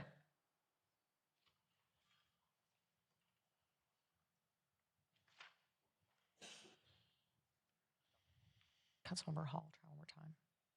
Thank you. Motion carries. Next is 25-5445. Council, this is our fiscal year 2026 budget. Going to entertain a motion and a second, and then we can take any commentary or questions from council. Move to approve. Got a motion and a second, council. Any discussion on this item? This is the budget, yes, sir. Councilmember Nettles, did you have a question? Okay, Councilmember Nettles. Jay, I want to ask a question about the, well, my question actually related to the tax rate. Okay, so the next item. Yeah, let's. Okay, no problem. I'll just simply say to the staff, you've worked tirelessly. I mean, you're kind of all huddled here, Christiane, to you and your team, and to city management, fantastic job in putting this budget together. I think the council members each had an opportunity individually and as a collective group over numerous work sessions to express any needs they wanted to see changed in the budget. You adjusted quickly, and I think also this budget reflects the priorities of the city of Fort Worth and the residents we hear from. So to my council members also, thank you for your numerous town halls and discussions. I think that was important as well for you to each receive individual feedback in every single council district to make sure that you felt like your residents were heard as well. This is an incredibly well-managed, well-run city, but we do this on behalf of our taxpayers and our residents and making sure we hear them clearly. So I just wanted to say thank you to staff. Councilmember Peoples. Well, I just wanted to say Jay had to run away. I think he might have been afraid of District 5, but I wanted to thank Christiane and her team. We had a full house on the night of the budget hearing, and I understand that some people said we didn't answer questions. Many questions were asked in the session, and the team did an excellent job of answering them. And so I do want to thank them for their hard work. And Christiane, you can come and lead my budget session anytime. Thank you, Deborah. Councilmember Nettles, go ahead. I'm going to go ahead and ask on this because I guess the tax rate will affect what the budget boils down to be. And so my question, and I've talked to Jay earlier about it, is if we do not lower our tax rate 0.5%, what is the money revenue that the city will have for projects? Shouldn't try again. There we go. So the reduction of the 1/4 on the tax rate is a little bit over $3 million that the city is not collecting. Okay, thank you. And that was a question that came in my budget meeting. I wanted to actually put that on the record for as we get ready to vote. And then my other question is as it relates to the tax no new revenue rate. If we were able to get down to the no new revenue rate, is there a savings that our residents will have? We may or may not have that. I do. So the reduction of the 1/4 equates to, which is part of the budget, equates to a reduction to our average taxpayer. So it's a specific value on a home. of $20 a year, and if it goes to the no new revenue rate, it's $46 a year. Okay, those are my questions. Thank you, Councilmember Nettles. Any other questions from council at this time? Thank you. At this time, I've got a motion and a second. Please vote. I'm sorry, I can't entertain anything from the audience. I apologize. I'll make sure staff comes to see you. I'm going to have staff, someone, Christiane or someone, can you go visit with her, please? Thank you very much.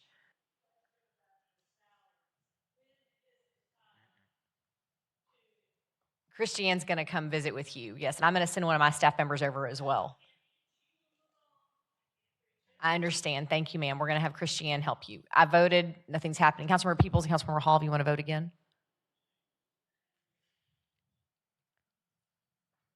Thank you. Councilmember Nettles, try one more time. It's not picking up. Thank you. Motion carries. Thank you. Next is 25-5441. And I believe Councilmember Flores has this motion. Yes, thank you, Mayor. There it is. Okay. All right, before I read the motion language, I wanted to add some clarifying remarks prior to that. The city manager has proposed, and the council is considering an ordinance that will lower the city's actual tax rate from last year. For 2024, the city's tax rate was 67.25 cents per $100 in value. That's a reduction of 1/4 cent. This is the 8th year out of the past 10 years that the city council has voted to lower the tax rate. So when combined with changes in property values, the average homestead's tax bill from the city of Fort Worth for 2025 is projected to be about $20 less than in 2024. Nevertheless, because the proposed tax rate is higher than the no new revenue rate, state law requires us to use the following language to be used in a motion to approve the tax rate, even though the rate is actually lower than last year's rate. So with that said, this is my motion. I move that the property tax rate be increased by the adoption of a tax rate of 67 cents per $100 of taxable value, which is effectively a 1.65% increase in the tax rate. Got a motion on the floor, council. Councilmember Nettles, second. Okay. Any other discussion or questions from council? If not, please vote. Yes, Councilmember Peoples. Oh, I'm sorry, Chris. I wanted to second and have comments.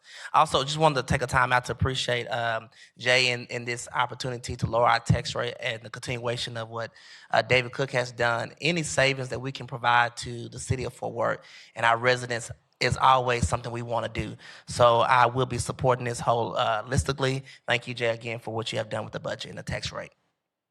Thank you, Councilmember Nettles. Any other comments from council? Okay, please vote. Motion carries. Thank you. Next is 25-5446.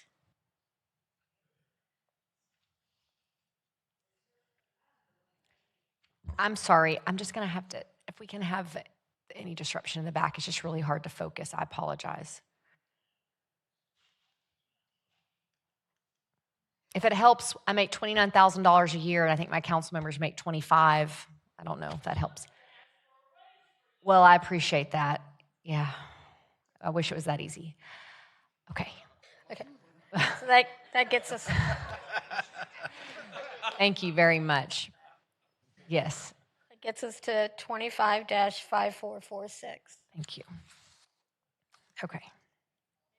Thank you, Macy. Councilmember Macy Hill makes a motion. Motion seconded by Councilmember Crane.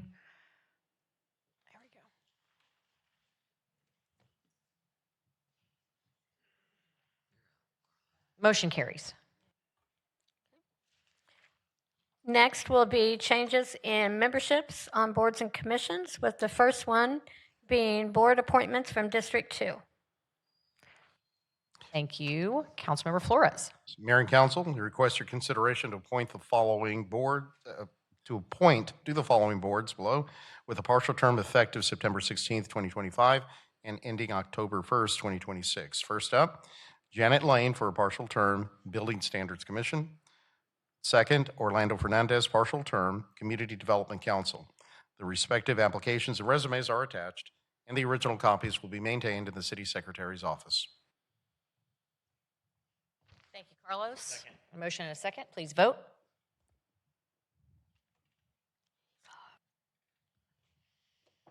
Motion carries. Next is board appointments from District 5. Councilmember Peoples.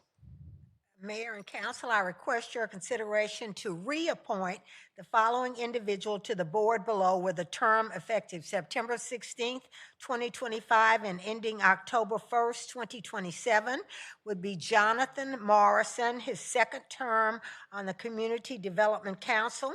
The respective application and resume are attached and the original copies will be maintained in the city secretary's office. Got a motion and a second, council. Please vote.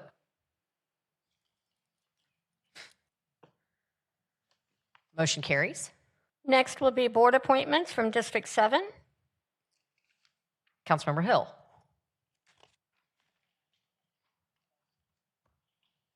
Sorry about that. Mayor and council, I request your consideration to reappoint the following individuals to the respective boards with terms effective September 16th, 2025 and ending October 1st, 2027. Bernard Malone III, second term, Aviation Advisory Board. Jarrett Wilson, second term, Board of Adjustment, Commercial and Alliance Airport Board of Adjustment. Whitley Woolman, second term, Board of Adjustment, Residential. Stephanie Dyke, first term, Building Standards Commission. Lee Henderson, second term, Planning Commission and Capital Improvements Advisory Committee. David Eberstein, second term, Pedestrian and Bicycle Advisory Commission. Jason Baldwin, second term, Park and Recreation Advisory Board. Jeremy Raines, second term, Zoning Commission and Fort Worth Alliance Airport Zoning Commission. Shane Benner, first term, Urban Design Commission. Roger Sheffalo, third term, Historic and Cultural Landmarks Commissions. The respective applications and resumes are attached. The original copies will be maintained in the city secretary's office. A motion and a second, council. Please vote.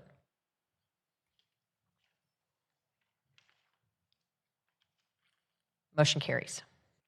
Next will be board appointments from District 9. Councilmember Beck. Excuse.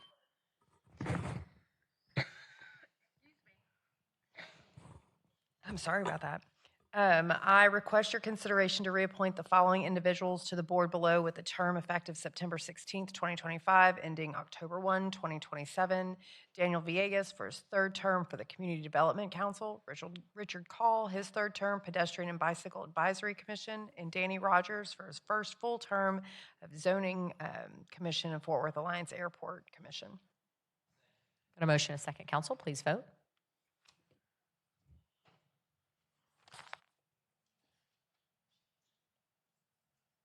Councilor Nettles, try one more time. Thank you. My screen's frozen. There we go. Maybe. Next will be at-large appointments for the Historic and Cultural Landmarks Commission. If that's supposed to be me, that's great. Hold on. It is. Yep, it's Ladies and appointing- gentlemen, I'm back on track. We'd like to make the appointments for Graham Brizendine, first term, alternate position 13 for HCLC Commission, and Tim Halden, first term, alternate position 14, HCLC, and all respective resumes and applications are, if provided, are attached and original copies maintained in the city secretary's office. Motion a second, please vote.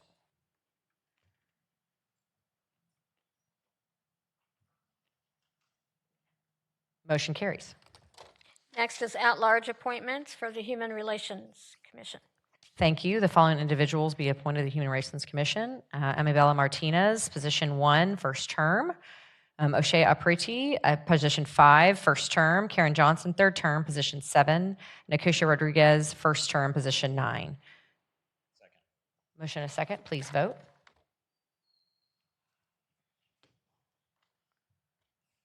Motion carries. Next will be item 25-5375. Got a motion and a second, council. Please vote.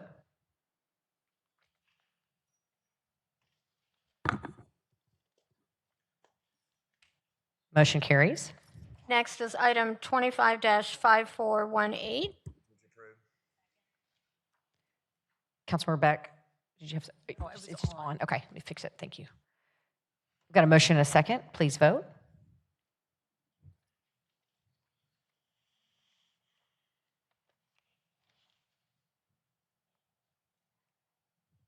Motion carries.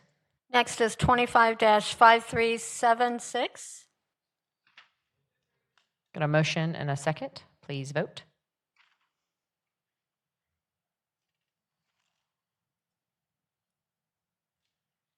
Motion carries.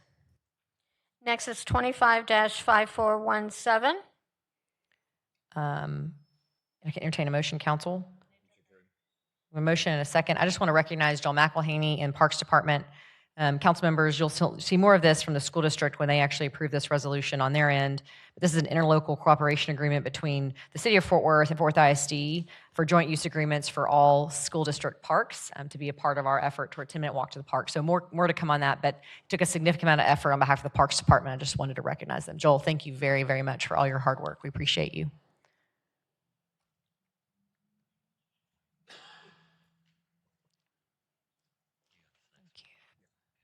Motion carries.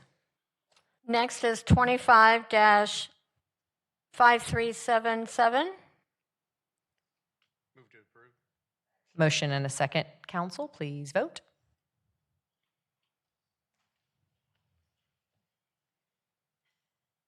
Motion carries. Next is MNC 25-0759. Staff's available if there are questions. Any questions from council? No? Councilmember Peoples? MNC 250579. Motion and a second, council. Any other discussion? Please vote. Motion carries. Next is MNC. Actually, Mayor and Council, we're going to take the following items in a batch. MNC 25-0813 through 25-0823. Thank you. Got a motion? Second. Motion and a second, council. Please vote.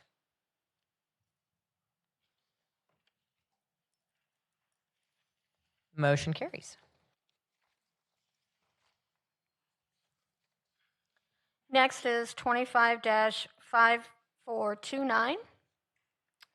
Any questions from council? Not Councilmember Blaylock?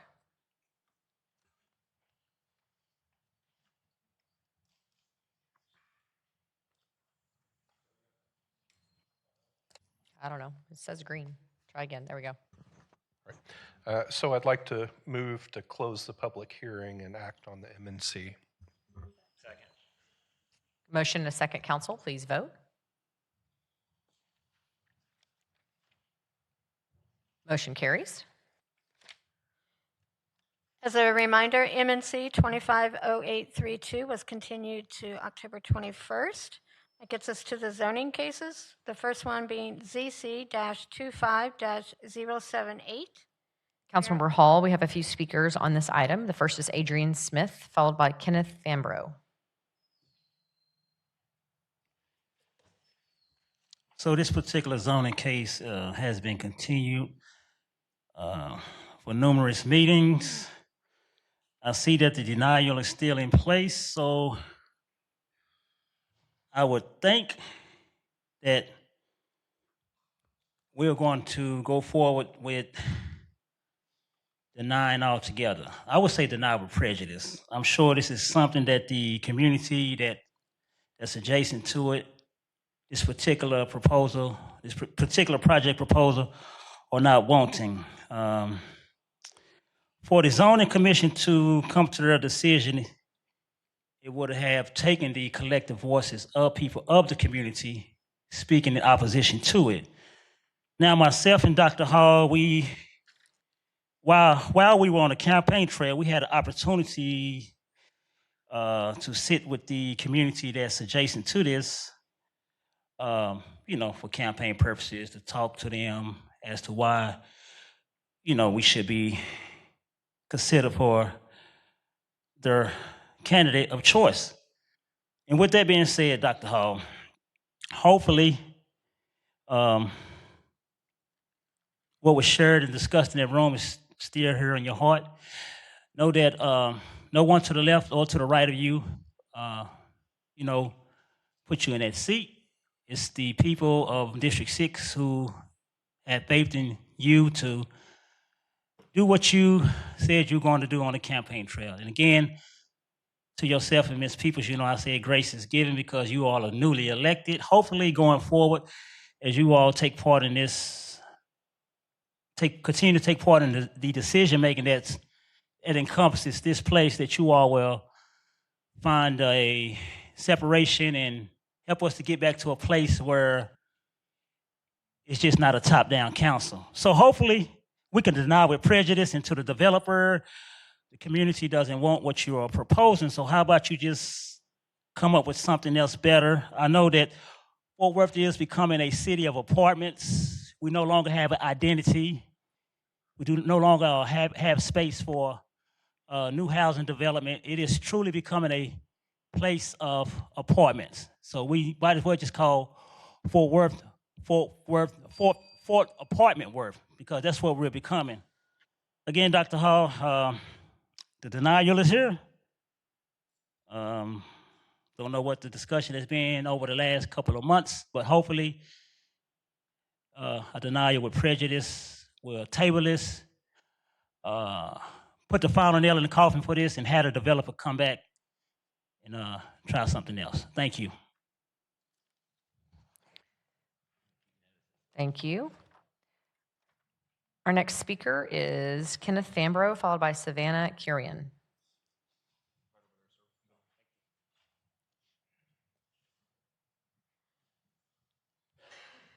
Mayor Parker, member of council, I'm going to defer speaking and come back up if there are any comments or questions after everyone else speaks, if that's okay. Thank you, Kenneth.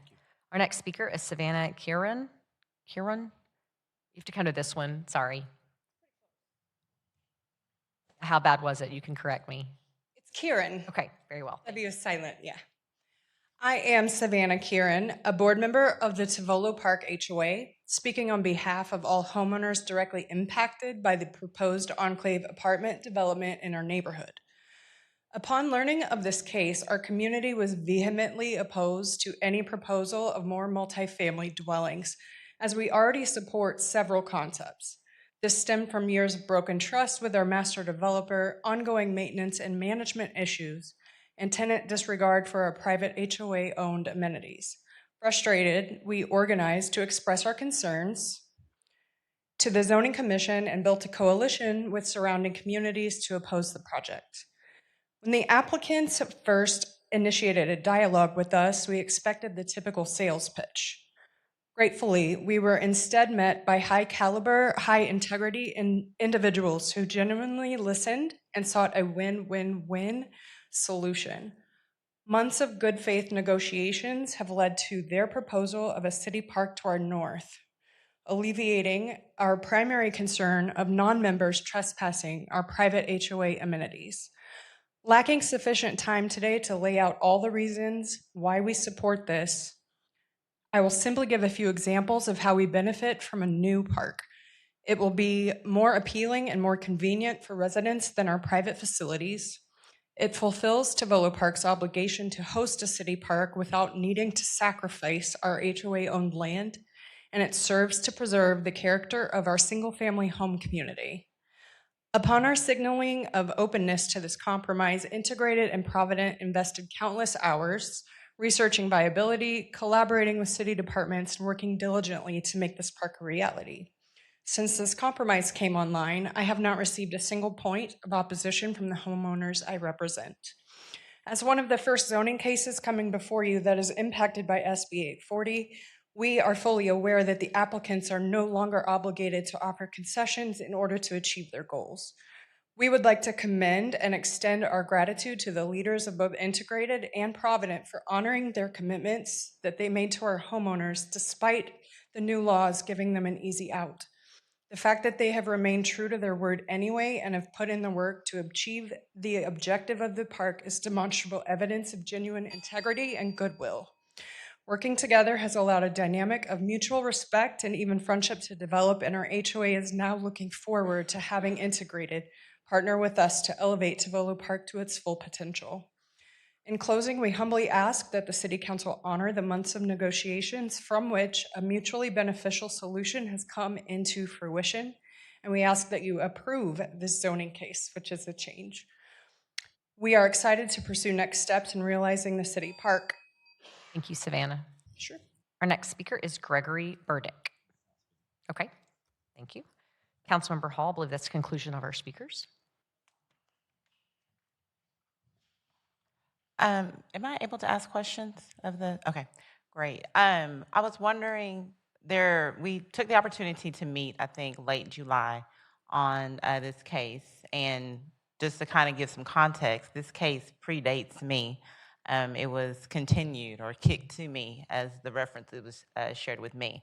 And so we did take the time to sit down and meet with both the developer and the homeowners. And so my question at that conversation was that there was going to be some discussion with our parks department and some finalization or some decisions were going to be made. There was going to be some clarification with regards to, is this park going to negate the park that was a part of the master plan community? I've not since heard any information from the developer nor from the homeowners on that subject. In fact, it was my office that requested that the homeowners representative, Ms. Karen Wynn, be here tonight to give comments on behalf of the homeowners. So I'd like to know, has there been any further development or information provided or progress on this case?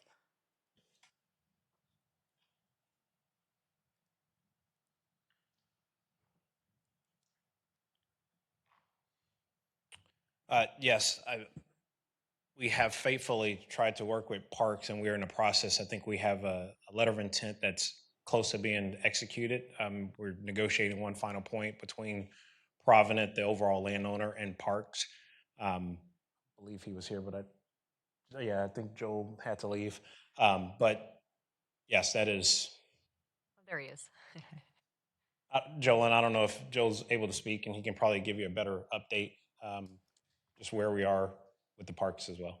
Because I had anticipated that you were going to provide me an update on that. I mean, that was I felt like the agreement that we came to, that there was going to be some type of discussion tonight or evidence that y'all had come to agreement, that you had clarified some things with regards to the parks.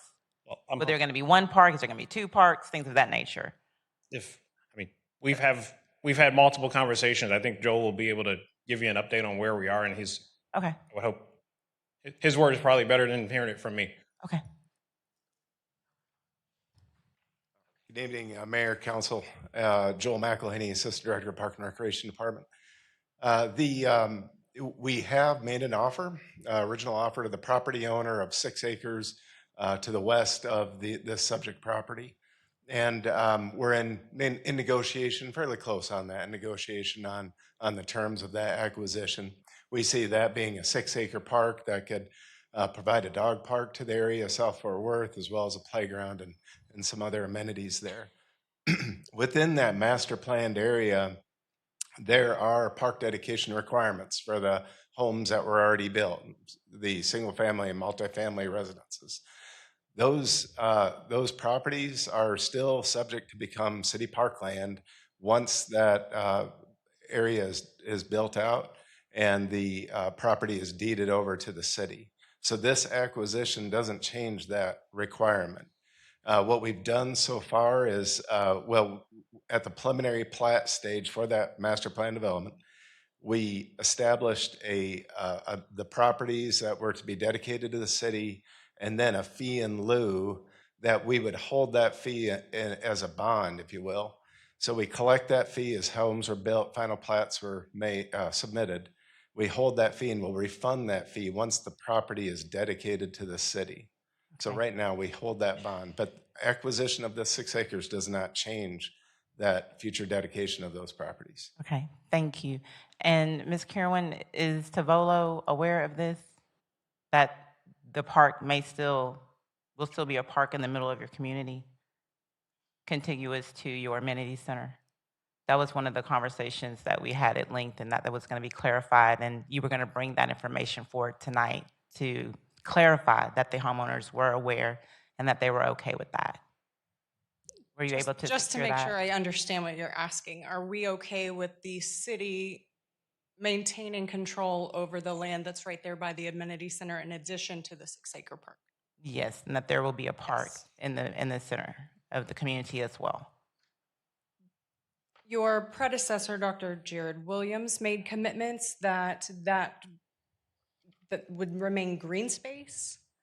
And so we discussed that at length as well. And so that was the purpose for continuing this case yet again. So I would assume that your reference back to what Jared promised would be an indication that you all in Tavolo are not okay with that promised green space being a city park as it's been designated. This park will not be in lieu of the other park, if I said that correctly.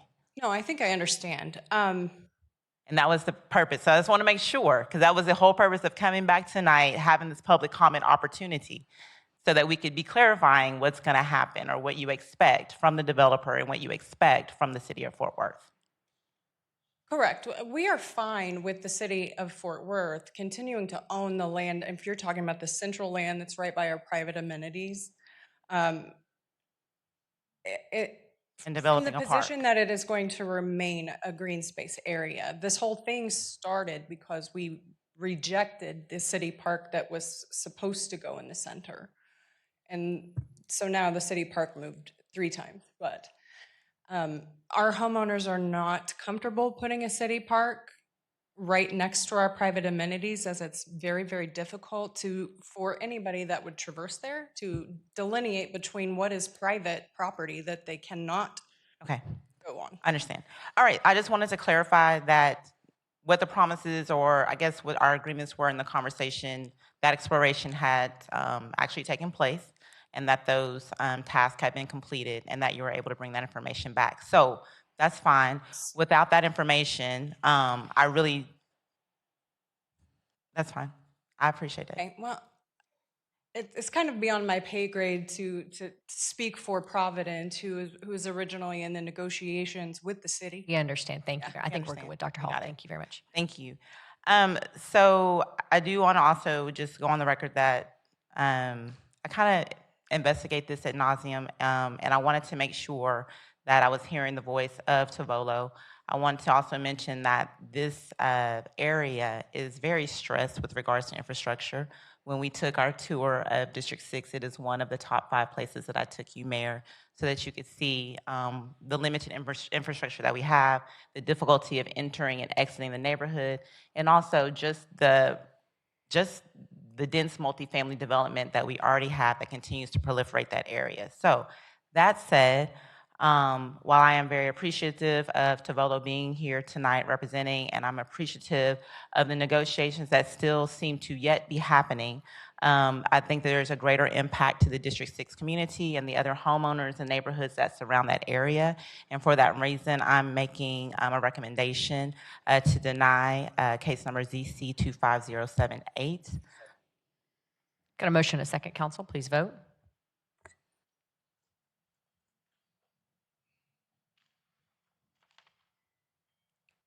Motion carries. Next item will be SP-25-002. Councilmember Hall, there are no speakers on this item. Is it on? Okay, thank you. I'd like to make a motion to approve SP 25002. Motion, a second. Please vote.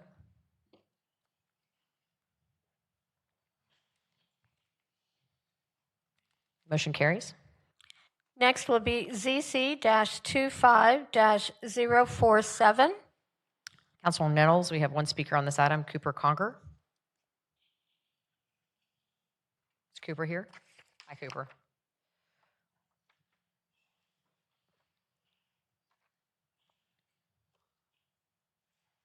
Yes, Mayor and council people. My name is Cooper Conger, 251 Sunset Lane. I wanted to keep it brief. Just wanted to say thank you to Councilman Nettles for working with me on this project, and the Historic Cultural Commission staff. We worked really hard with them to get a project that they thought would fit in this Terrell Heights district. Worked with them for a while and got a really solid project that we're super excited to bring to this neighborhood. So thank y'all. Councilor Nettles? Try that. Move for approval. Motion and a second, please vote.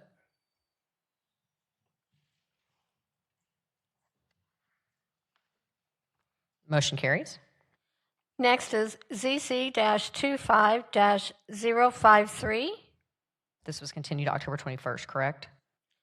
No, actually, Mayor, Councilmember Martinez would like to hear it. Annotation. That's great. Councilor Martinez.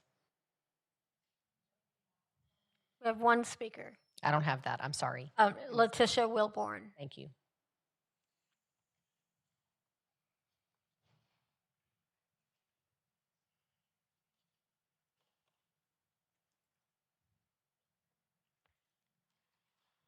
Hi, good evening.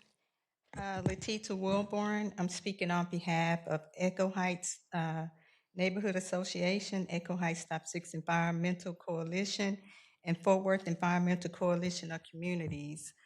We are asking that you all will deny this with prejudice. This community was originally residential before it was industrialized. Matter of fact, it was considered to be a suburb when it was first developed.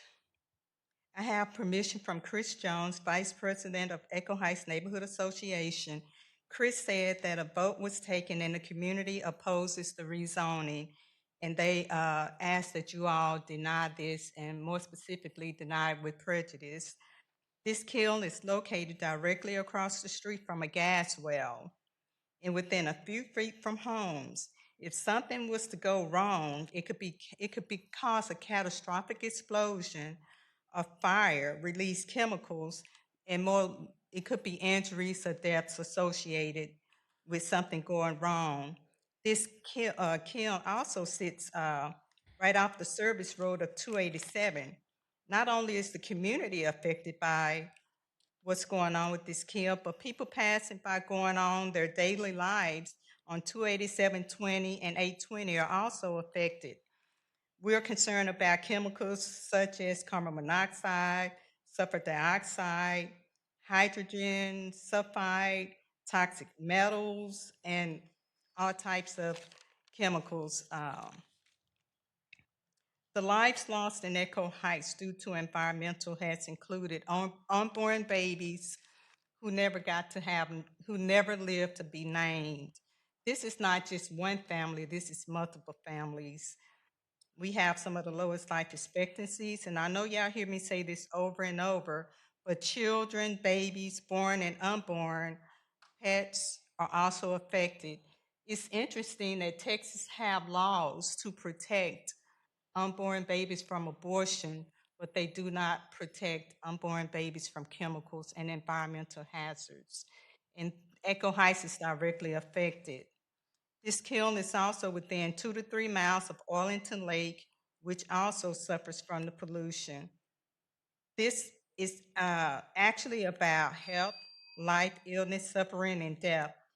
Echo Heights, the people from Echo Heights wanted me to ask you all, would you want this in your neighborhood? Would you want your families to suffer from this? The companies that have come into Echo Heights, once they are there, they come to you all and they continue to ask for more and more and more, which puts more on this community. So we're asking for a denial with prejudice. Thank you. I believe that's the conclusion of our speakers. Councilmember Martinez. Thank you, Mayor. So as Ms. Wilborn mentioned, this property is located on the outskirts of the Echo Heights neighborhood. This zoning change would increase the allowed industrial uses on an additional property and thereby inching closer to the residential properties off Chickasaw Avenue. I'm okay with the property operating under the current allowed uses. I'm not okay with an increase in industrial use and traffic, and it is for this reason that I motion to deny with prejudice ZC 25053. Motion and a second, council, please vote.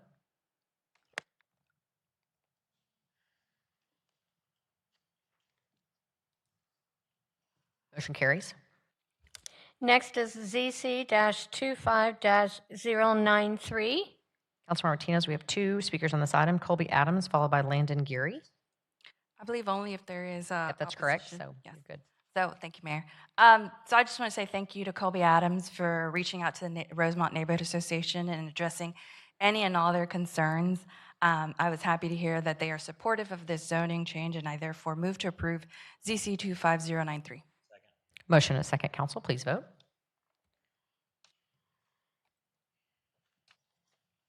Motion carries. Next is ZC-25-108. Councilmember Blaylock, I believe you have this item for Councilmember Larsdorf. Speaker. There is one speaker, Michael Doggett.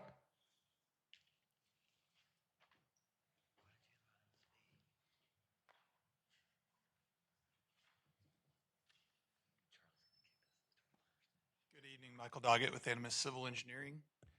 I'm representing the applicant on this. We've actually respectfully request a denial without prejudice for this case. Councilmember Blaylock. Thank you, Mayor, and thank you. Charlie gave me instruction to deny without prejudice the zoning case, so that's the motion. Motion and a second, please vote.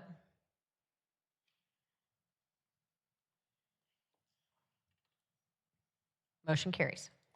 Next is ZC-25-112.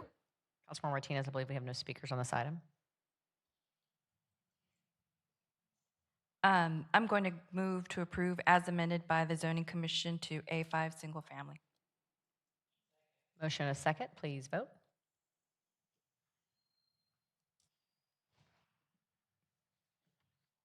Carlos, thank you.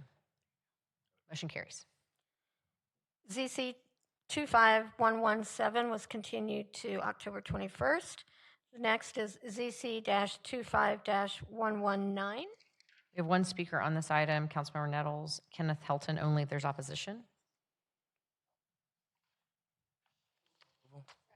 Motion and a second, council, please vote.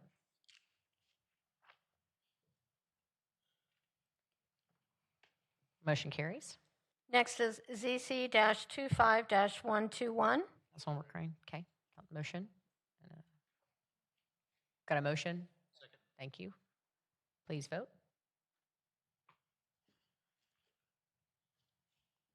Motion carries. Next is ZC-25-122. Got a motion and a second, council, please vote.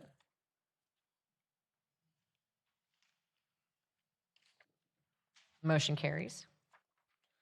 ZC-25123 was withdrawn by the applicant. The next is ZC-25-125. Councilmember Blaylock. We have one speaker on this item, Tunde Gunwali.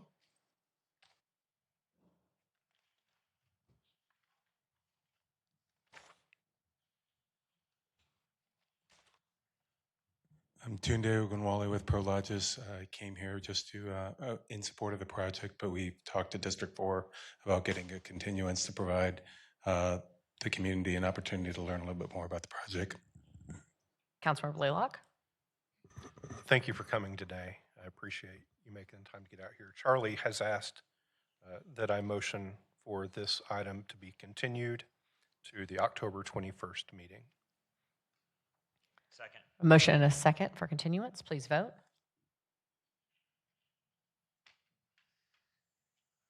Motion carries. Next is ZC-25-126. We have a few speakers on this item. Councilmember Nettles. The first is Stephen Cook, followed by Joe Potoff. Thank you, Mayor and Council. My name is Stephen Cook, representing the property. The presentation, I believe, had already been preloaded.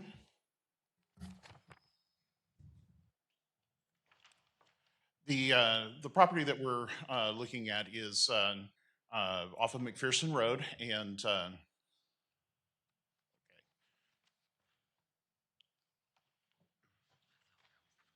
So the property is off of McPherson Road. We're looking at cleaning up the zoning on 3 tracks. The majority of the property is zoned in 3 areas of B zoning, which is not being affected, C zoning for the future north of the future extension of Kings Point Road, and a section of E zoning that is between McPherson Road and the future extension of McPherson Road. These 3 tracks have small areas of A5 zoning, ag zoning, D zoning, which we're asking to be removed and switched over to the E zoning south of McPherson Road, and then also some E zoning on the north side of the future extension of McPherson Road to a C zoning. So we're cleaning up all of the zoning tracks.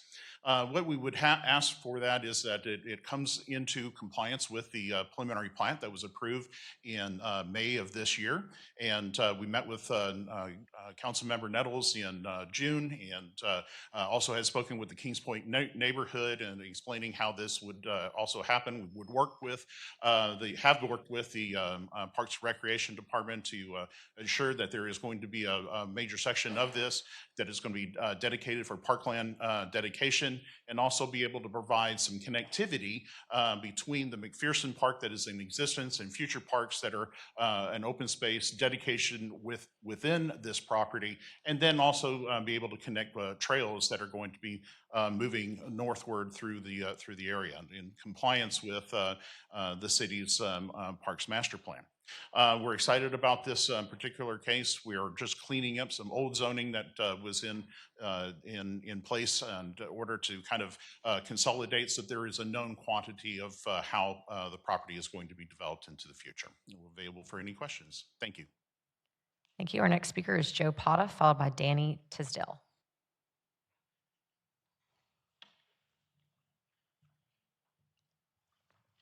Mayor Parker, members of the City Council. I'm Joe Potoff. I live at 6709 Gascony Place, Fort Worth, Texas.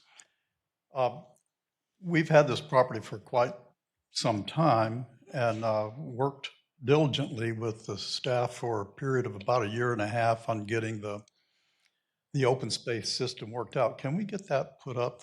There's an open space map.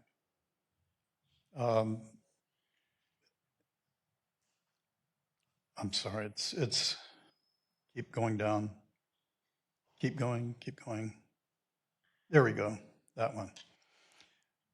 One of the things that looked like a tremendous opportunity was to be able to create a system of parklands and connectivity.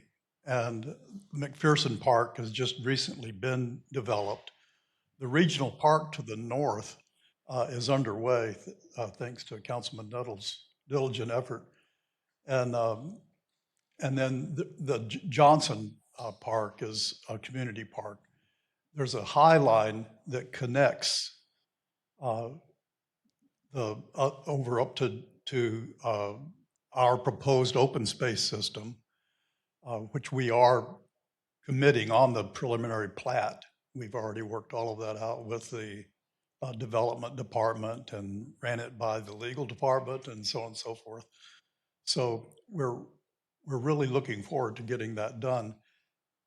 There's really just, if you look at, I think it's slide 9 and 10 anyway, the before and after makes it real clear as to what we're doing. We're basically getting rid of some spot zoning and organizing the zoning so that the C is to the south of Kings Point. I mean, to the north of Kings Point, and the E is to the south of Kings Point. So it's a logical division. We're maintaining all buffers. No part of our rezone request is on the tract 1. The closest it gets is like 450 feet. And most of that rezone request is a park. There's only going to be 2 acres or so that are buildable. It's being changed to we've dedicated as required parkland on the preliminary plat. So I'd be glad to, I'm not supposed to say that, I don't think, but if there's any questions, I'll be glad to answer them. Thank you, Mr. Potoff. Our next speaker is Danny Tisdale, followed by Keith Tisdale.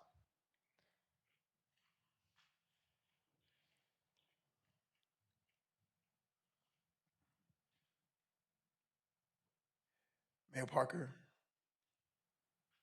Councilman Nettles, Fort Worth City Council,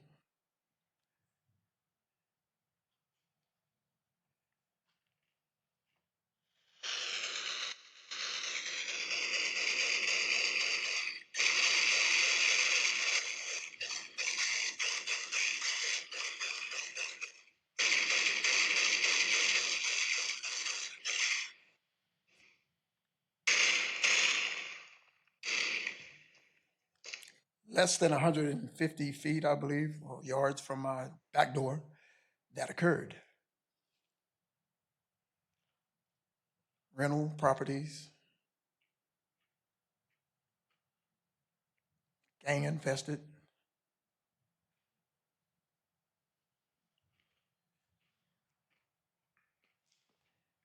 I meet my neighbors. I do COP for like 15 years. Love it. Clean up the neighborhood there on McPherson. We have enough. The 72 acres referred to up here, beautiful. Leave it alone. It's God-given. It's very nice. We appreciate it. Southern hospitality is right here alive in my heart. This is Fort Worth. I love Texas. Been a lot of places, but nothing is like downtown Fort Worth. We welcome you. Sure. Assimilate. Don't try to change us. We know who we are. And we love who we are. We love God. No shame.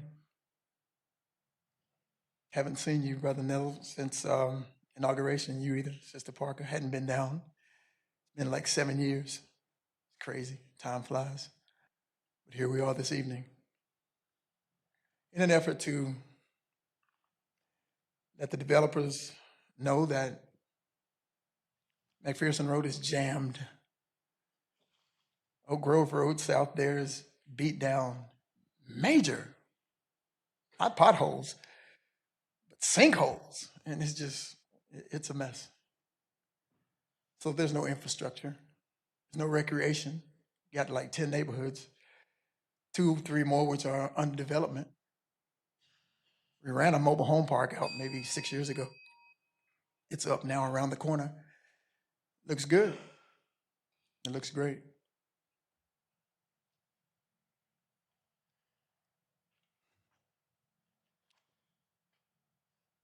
Today, coupled with this, earlier this year, and they were ran out from another house with the same problem. Gun violence, drugs. Please pray. Our next speaker is Keith Tisdale, followed by Ron Purpura.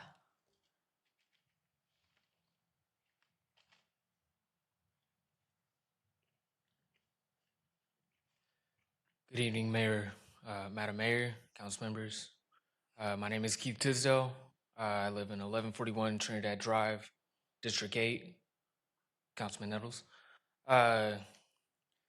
Here for the zoning case of ZC 25126, asking you to deny it because, as mentioned, the infrastructure in our neighborhood and the surrounding neighborhoods has gone way down. Our roads are small, and already they're getting way too crowded. It would make the property values of the surrounding neighborhoods and homes go way up, and not to mention with the crime that we've already experienced, with the gun violence as shown in the. Just today, we had a young man arrested across the street from us for he was doing dope in his garage, and so we're concerned about the crime rate that would most likely go up with the apartments. So if you could, I don't know, maybe consider something, as mentioned, recreation for kids like me. That would be great. Thank you. Our next speaker is Ron Purpura, followed by Heath Barber.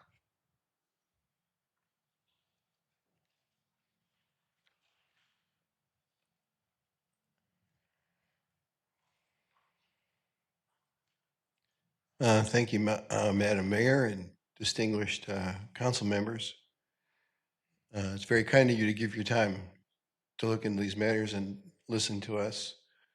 I'm also a resident of the same section that Keith is in, and it's a beautiful area. It's quiet, but there are two pump stations that are right on McPherson, at least two. I don't know how many others back off the road, but one of them's right near the entrance of where these folks plan to build.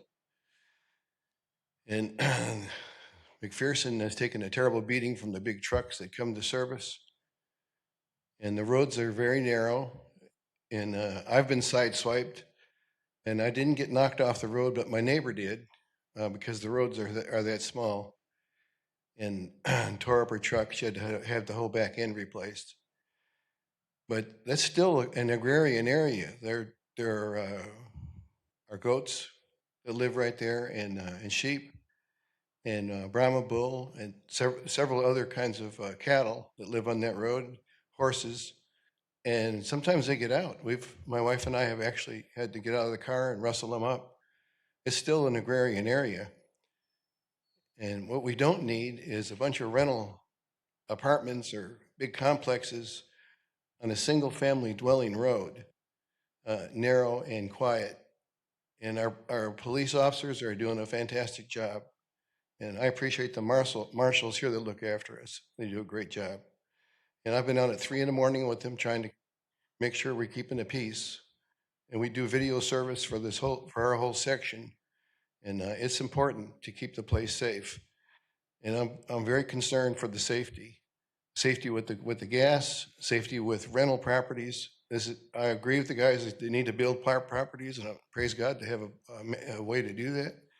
But this is not the location. So I would ask that without prejudice, there be a denial on this track. And I'm glad for them to want to clean up the zoning, but not this way.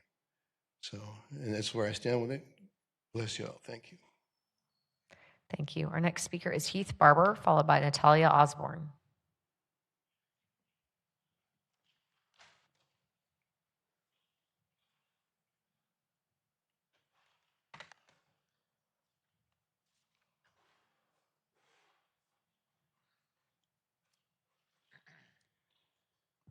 Good evening. My name's Heath Barber. Our communities were not duly notified for this zoning change as required. We were supposed to have a sign posted 2 weeks in advance, and instead the sign was posted 4.5 hours after the initial zoning request meeting was held on a Wednesday at 1 p.m. How accessible is that meeting? A city employee arrived about 5:30 p.m., rested on our HOA private trails fence next to our no trespassing sign, then trespassed to apparently relieve himself on our property before posting the sign at the dead-end barricade. That barricade has since been replaced, brand new. It only took 2 years of my efforts, just in time to be torn down. Our HOA was stated to have not been registered with the city. Here's our records provided by our property manager. And Councilman Nettles, you yourself recognized our HOA during your campaign, awarded me my Yard Star Award. I appreciate you, sir. That was just March 18th. While I can acknowledge that a rezoning from high density to medium density is a step in the right direction, that would still allow for 3-story apartments. A more appropriate community-friendly option is to be consistent with a single-family zoning. We heard about wanting everything to make sense, yet I don't understand how putting a 3-story apartment complex, in addition to neighborhood commercial, in the middle of a bunch of single-family homes makes sense. With the 3 options for development that I've seen, we're looking at a rough estimate of 700 to 1,000 people added to our community. Our police response times are already horrendous, even when they involve gunfire. Our roads are beyond repair, according to city engineers, and there's no current plan or funding to replace them.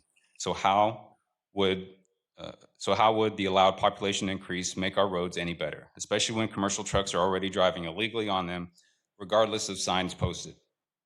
We heard about the desire to connect parks, but our parks phase 2 has been in an indefinite unfunded state where we've continued to battle ATVs illegally riding in it, running families off. Then if police show up at all, they don't bother issuing citations. Speaking of that transmission straight away, I imagine that's going to be a high-speed ATV free-for-all. We had a short 32-minute meeting with Mr. Cook and Mr. Pothoff, which we appreciated. where they said they were pro-community involvement, but the total efforts thus far seem antithetical to that claim. The 340 home community I represent as appointed president would love to be part of the discussion, and we ask the council to delay final approval. To provide more information to our community coalition that includes multiple communities that have concerns, having only recently heard of the potential development, only a handful of homeowners got mailer notifications. Again, we ask you delay approval and invite us to the table. We're also disturbed to learn that the city and/or developers could seize our private HOA trails property to construct dead-end road by current planning, such as Serene Creek Lane. Thank you. Our next speaker is Natalia Osborne, followed by Leanne Hazard. Good evening, ladies and gentlemen. My name is Natalia Osborne. I live not in exactly that neighborhood, but it's really close. It's 10301 Buffalo Springs Court, Fort Worth, Texas. And since 2007, and I remember place, and I just came, we had Miller Beer, Mrs. Parker's, and that's industrial park, and pretty much that's it. And right now we are surrounded by delivery companies. That's a huge complex that's built along the Oak Grove Road. That's distribution center of HomeSense home goods. That's FedEx and Amazon distribution centers. And I perfectly understand from logistical point of view, that's perfect place because it's corner of I-20 and I-35, and it hits any direction, north, south, east, west. Absolutely perfect. But being next to that place, it's really affects air pollution. That's really hard to breathe, honestly, truly. Oak Grove Road and all our roads around neighborhood, really, truly in very poor conditions. And as far as I know, this plan of development will make area like high density area, and that's already additional stress to everything and everyone. And we would like to keep it like single family neighborhoods and develop park, because whatever we have right now, it's really truly little. So I would ask to reconsider these plans and take more time to discussion. Thank you. Thank you. Our next speaker is Leanne Hazard.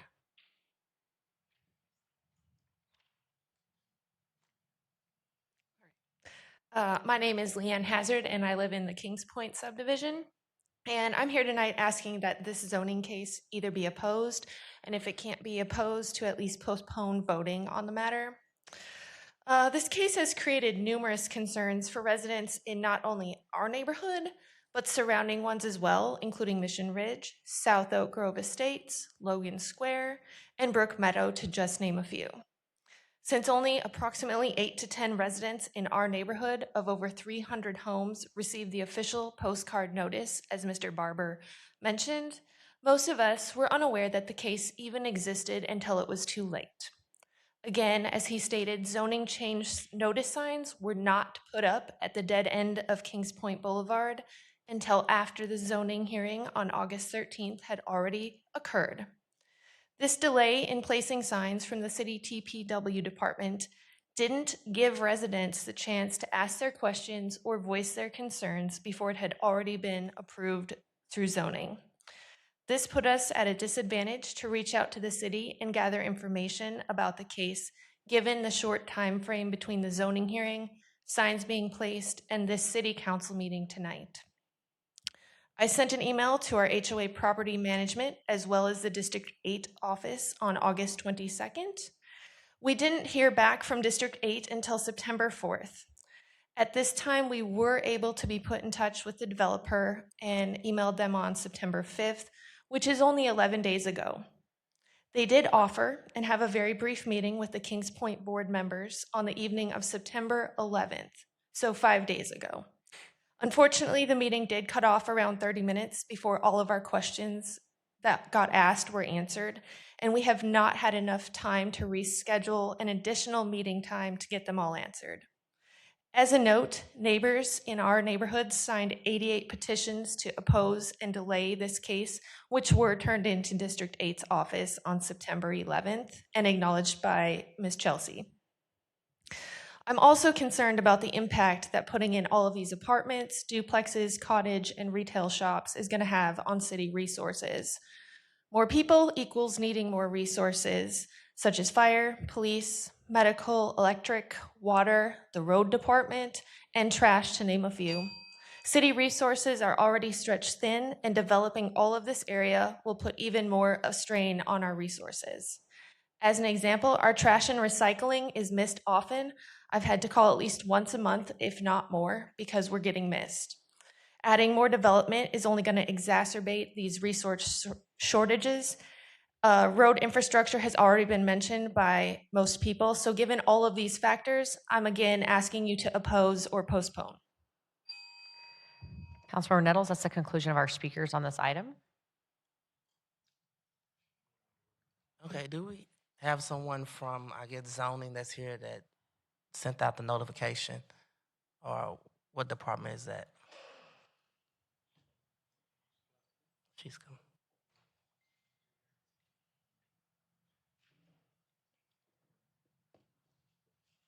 LaShandra. Okay, so Lysandra, I heard a lot of conversation about the notification piece.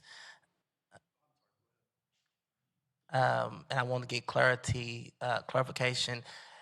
When we sent those notices out, and she just mentioned other homes, groups that, were they also notified? So we notify property owners within 200 feet. And so a lot of times that may mean that property owners who think that they should, get, or 300 feet, I'm sorry, not 200 feet.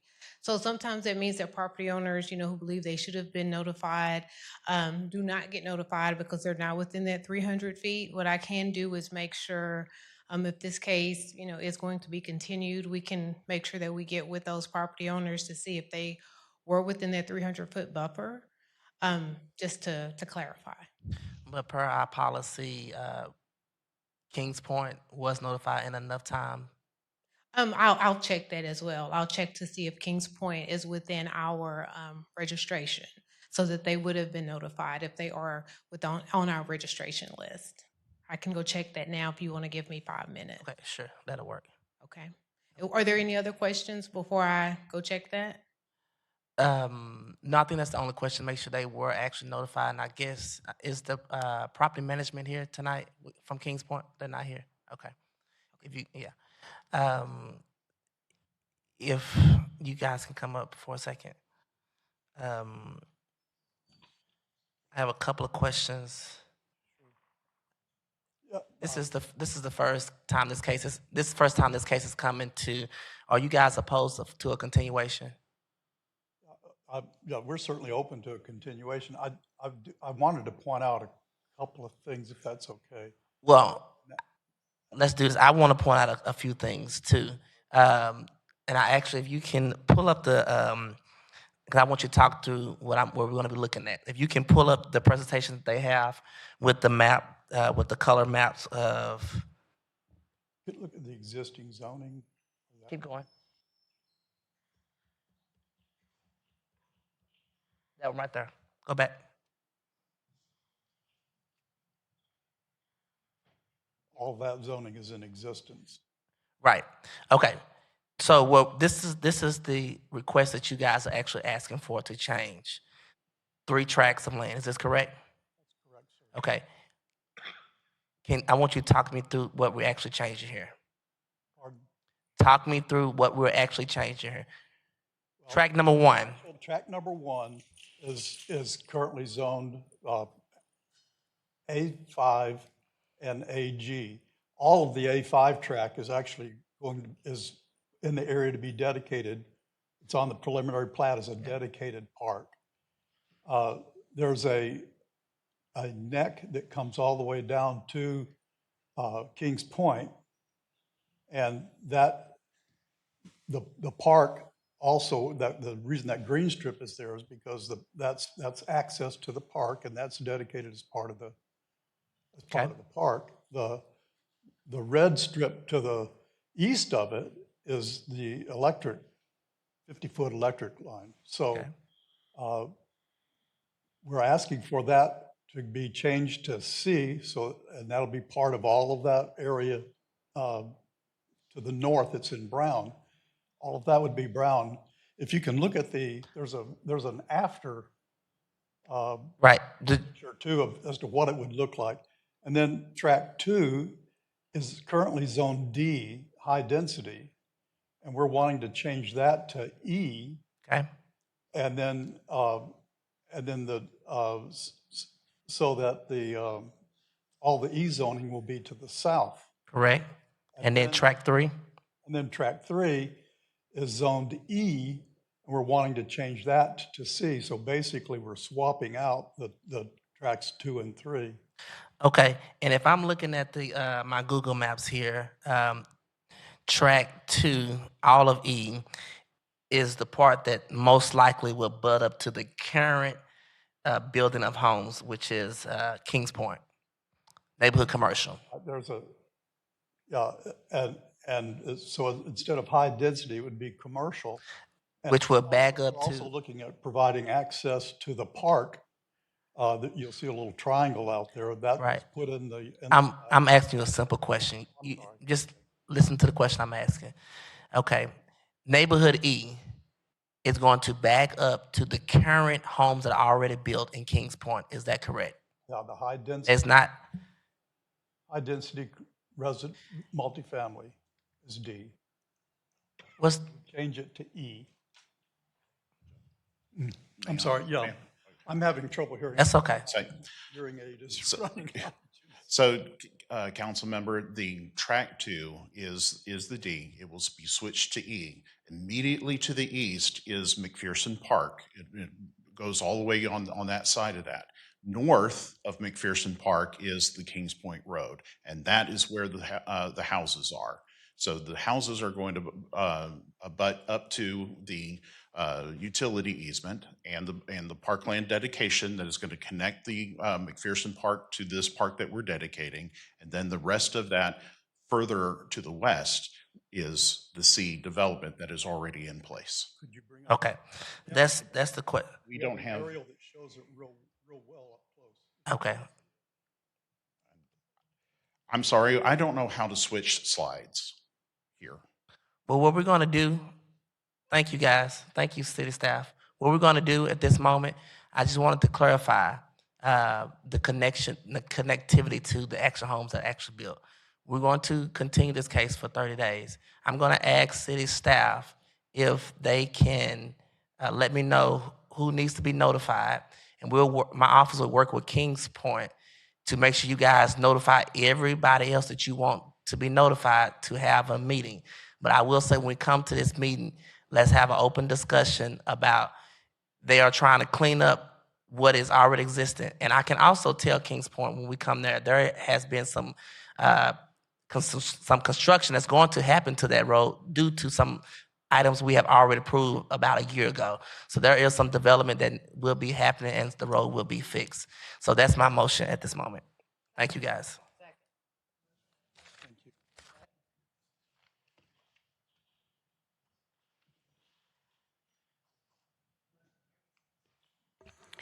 Next will be ZC-25-128.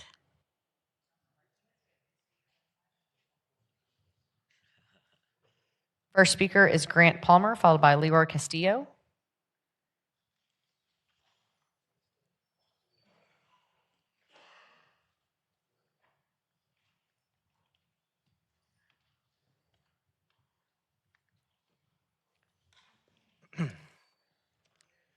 Good evening, ladies and gentlemen. My name is Grant Palmer.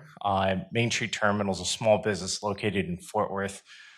The events that led up to this point, June 2024 zoning was changed to require additional overlays for a CUP. July 2025, July 2024, we then closed on the property.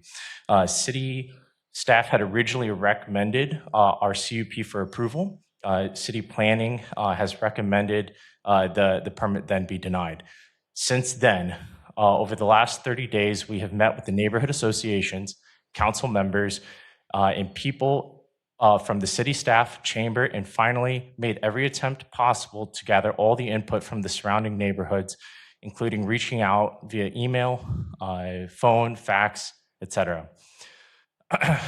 Good news is that we have accommodated every reasonable request and worked with the neighbors in efforts to successfully cohabitate with them. These requests, which we have agreed to, are enhancing dust mitigation by screening the property, additional EPA filtration, dual dust collection, abiding by all TCEQ requirements, consistent TCEQ reporting as well as self-reporting, no truck through traffic through the neighborhoods, not operating during peak rush hour, not operating equipment louder than Union Pacific Railroad, and also agreeing to employ staff from the surrounding areas. We are proud to say that we are in agreement with all of the requests. By issuing this CUP, Fort Worth will set the environmental standard for Texas by having the most preventative measures taken on any concrete batch plant in the state of Texas. Out of all of the groups and the associations that have taken the time to view this facility in person, all of the individuals and organizations have been in agreement that this is innovative, and they are also not in opposition of this batch plant. I think it's important to also note two other items that the Fort Worth Police Department has told us that they have made, or that we have made the community safer. We have worked hand in hand with other business owners directly next to us to help clean up the surrounding areas to try to have a safer neighborhood. We also have a perfect safety rating. And I think it is also important to note that we are open to a continuance if you do deem that it is necessary. Thank you very much.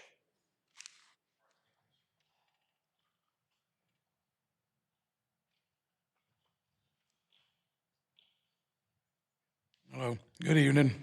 My name is Leroy Castillo, and I'm writing to express my strong support for Grant and BJ CUP application for Main Street Terminal, where I've been employed full-time for over 6 months.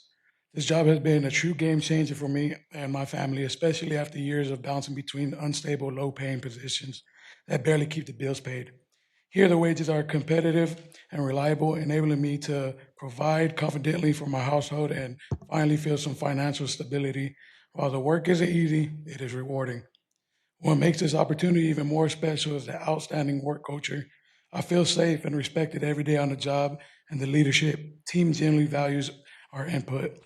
They don't just listen to employee suggestions, but actively implement them to improve how things run. In a community where quality jobs like this are hard to find, Main Street Terminal stands out as a beacon of positive employment, offering roles that empower people like me to build a better future. By issuing the CUP, this allows all of us to continue to grow within the company with a great employer. As a minority, it gives true inspiration that a minority company can be successful. Thank you. Thank you. Our next speaker is Julio Lacano, followed by David Ruby.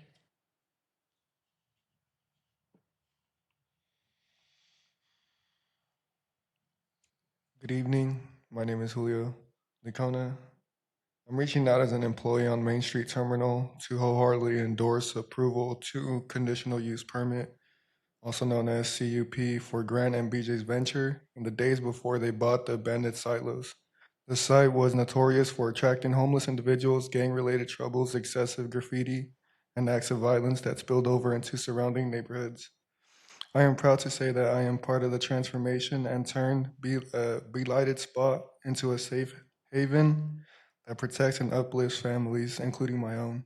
This cleanup has fostered a sense of pride and security in our community. For over a year that I've been a part of full-time staff here, benefiting from generous pay that reflects on the value of our work. The workplace culture is inclusive and positive. The workers, including myself, always feel safe, respected, and heard when sharing ideas.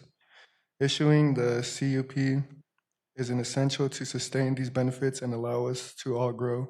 Thank you. Thank you. Our next speaker is David Ruby, followed by BJ Johnson.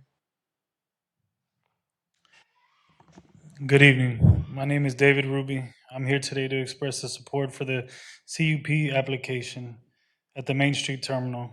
As an employee who has worked at the terminal for a year, I've firsthand seen the significant positive changes we have brought to the area with the help of Fort Worth Police Department. We've successfully addressed an issue with the unhoused individuals and have been able to make our facility cleaner and safer for everyone. We help to clean up the area where we are opening. This project is about investing into the future of Fort Worth.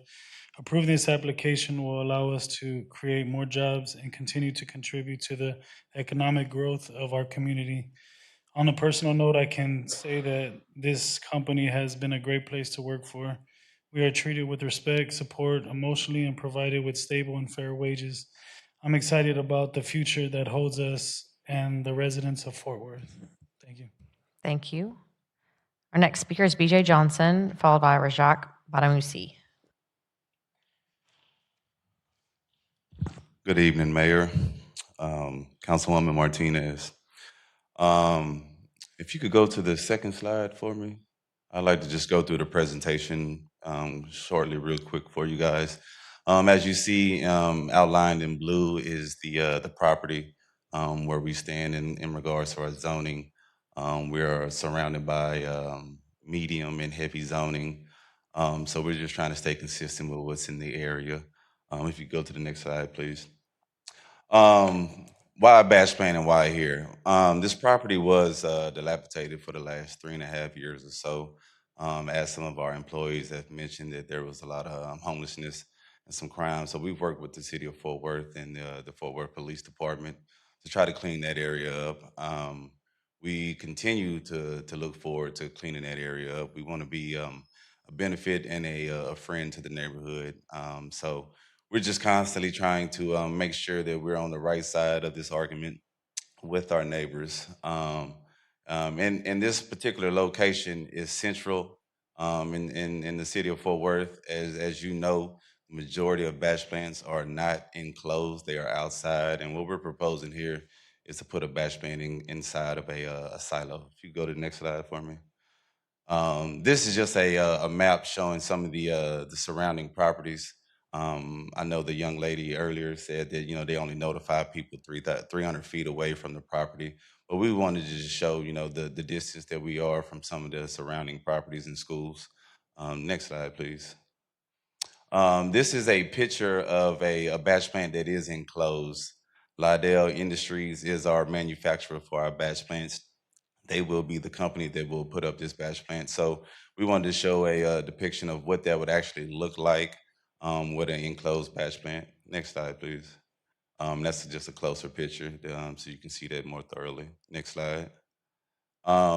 Dust collectors. We, in terms to adhere to this, the neighbors, we are adding a couple of dust collectors on top of the silos and on the batch plant. This will help, to keep down any particular matter that anyone is concerned about. So we're truly trying to make sure that we have a very environmentally friendly operation. Next slide, please. And as you see here, these are some of these enclosed conveyor belts. Those will help move sand and rock that will also be enclosed. So the whole proposal is about keeping everything indoors, enclosed. Nothing is ever outside so that we do not environmentally impact anyone around us in the surrounding area. Next slide, please. This kind of shows the truck route that we committed to with the the neighbors around. And so if you continue to look through, I know I'm out of time, but we just wanted to kind of show what we're doing in the Thank you, presentation. Mr. Johnson. Our next speaker is Rajak Banamusi, followed by Karen Boyd.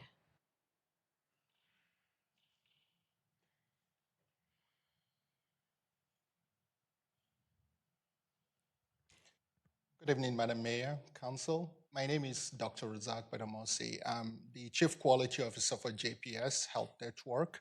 I'm also a practicing pulmonologist, and I'm here this evening with the JPS Chief of Staff and Senior Vice President of External Affairs, Shannon Fletcher. I think the main issue with this batch plant is self-evident, and it's just that it's smack right in the medical district. Patients, when they come to the hospital, given the burden of respiratory illness in Fort Worth, have an expectation of at least not getting worse or harmed by the environment. These will do that. The other issue the council needs to consider is the requirement on health system to maintain filtration systems, right? Each individual room in the hospital is already governed by regulation from the Texas Administrative Code regarding air exchanges, air filtration. Some of the rooms are negative pressure, some of the rooms are positive pressure, some of the rooms will actively pull in air. These filters are high efficiency, and when you have a batch plant with all of the dust generation in the area, this will lead to increased burden on the hospital and hospital system, where really failure is not an option. If this system fails, it's really consequential on the patients that will be in the hospital. I understand a lot have been said about, okay, this is a new technology with a lot of mitigation, but it remains really untested. And we really do not want that our patient or the health of the community should be where it should be tested. Thank you very much, Council, and I'll be available to take any questions. Thank you. Our next speaker is Karen Boyd, followed by Angela Blockschwitz.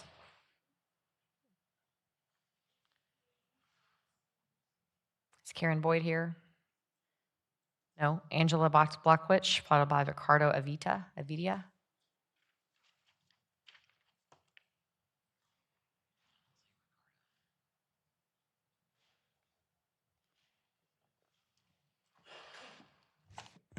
Hi, my name is Angie Blockowitz. I am a Marine Corps veteran. I volunteer with multiple Southside organizations, and I'm here as president of Jennings May St. Louis Neighborhood Association, and our neighborhood has voted twice in strong opposition to this request.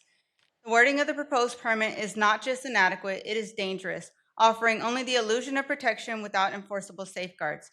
With 58 letters of opposition submitted to zoning and many more sent to council since August, approval cannot be justified. This plant would endanger not only our neighborhood, but also JPS Hospital, nearby schools, and the public spaces that anchor South Main, Magnolia Avenue, and Dickey's Skate Park.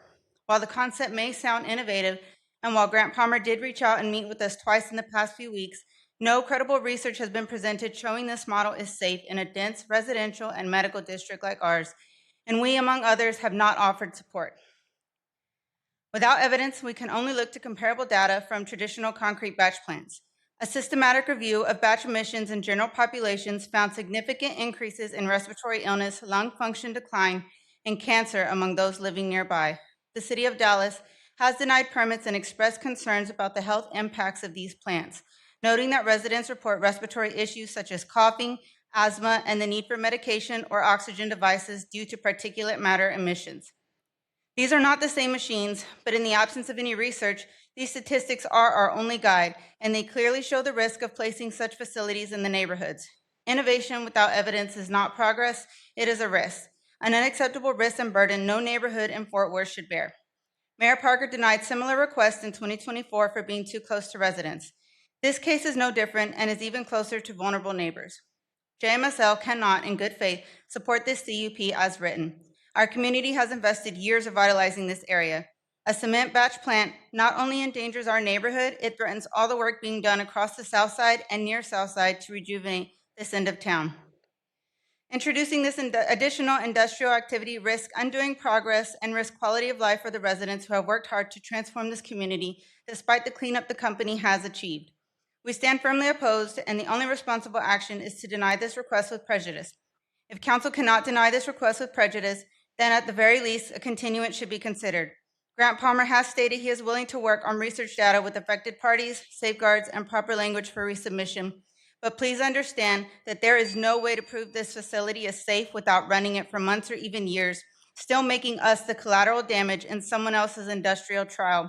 And we refuse to be the experimental test subjects, and so should you. Thank you.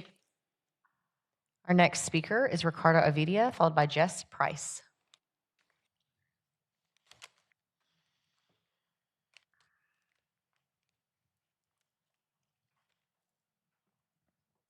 Good evening, Council. Thank you for your time and service. Thank you also to the employees who spoke today. I'm here today not just as a neighbor, but as the voice for families and children and for the future of Fort Worth. The zoning case ZC 25128 is not simply a land use issue.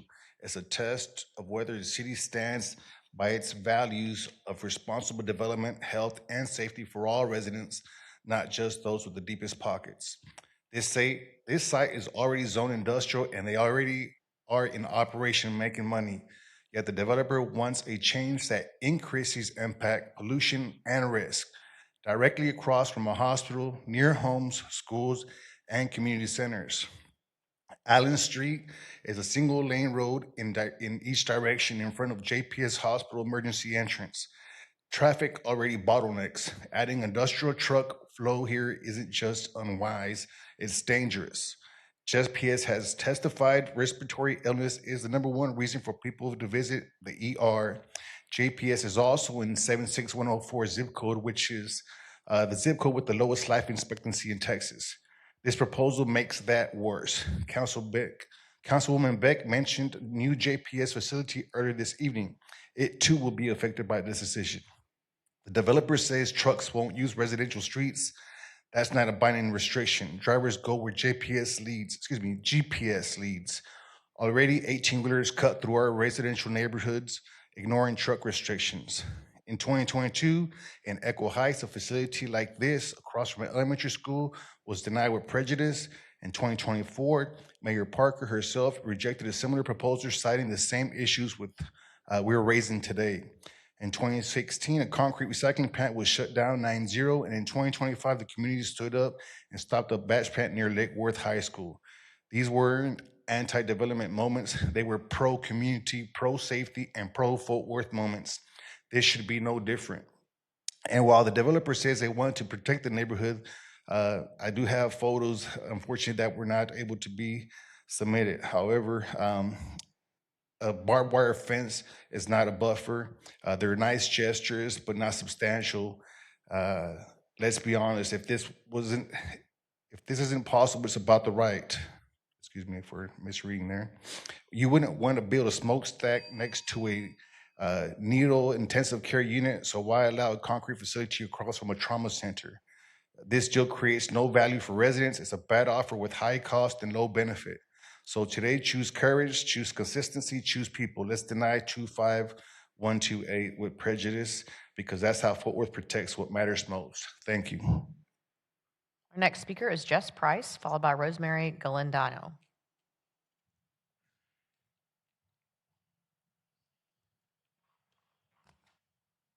Good evening. I live in the Fairmount neighborhood. I have children that attend school across the street from the batch plant at Daggett Montessori.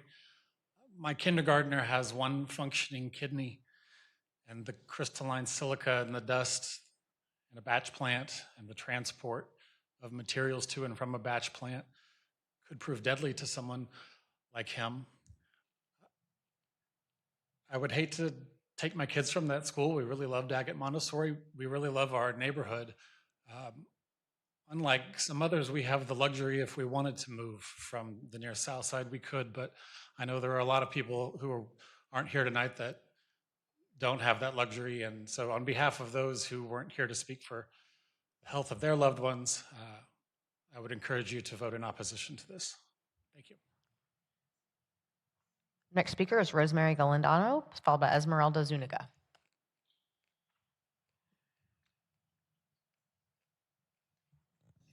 Good evening. My name is Rosemary Galdiano, and I reside in District 9. I'm the president of the Hemp Hill Corridor Development Collaborative, a nonprofit City of Fort Worth recognized development association for the Hemp Hill Corridor. This zoning request proposes to open and operate a cement batch mixing plant in an inner-city residential and urban environment. The cement company presented information regarding their proposed cement facilities and operations on August 28th. We learned that their daily operations include delivery of materials to the plant for mixing, delivery of processed cement and heavy equipment cement trucks from the facility daily. The company anticipates that up to 50 cement trucks daily, each with a capacity of 12 yards of concrete, will be processed and delivered through our neighborhoods and communities. The company acknowledged that this capacity will require 200 gallons of water per truckload, or 10,000 gallons of water per day. The environment, health, infrastructure, and quality of the life of the people that live and work in area neighborhoods would be negatively impacted. This includes residents, businesses, schools, and John Peter Smith Hospital. Zip codes 76104 and 76110 already have some of the poorest health outcomes in Tarrant County. In addition, local resources for water would be depleted at a time when population growth is increasing for Fort Worth. Considering these factors, the Hemp Hill Corridor Development Collaborative opposes this request for the addition of a conditional use permit. Thank you. Thank you. Our next speaker is Esmeralda Zuniga, followed by Letitia Wilburn.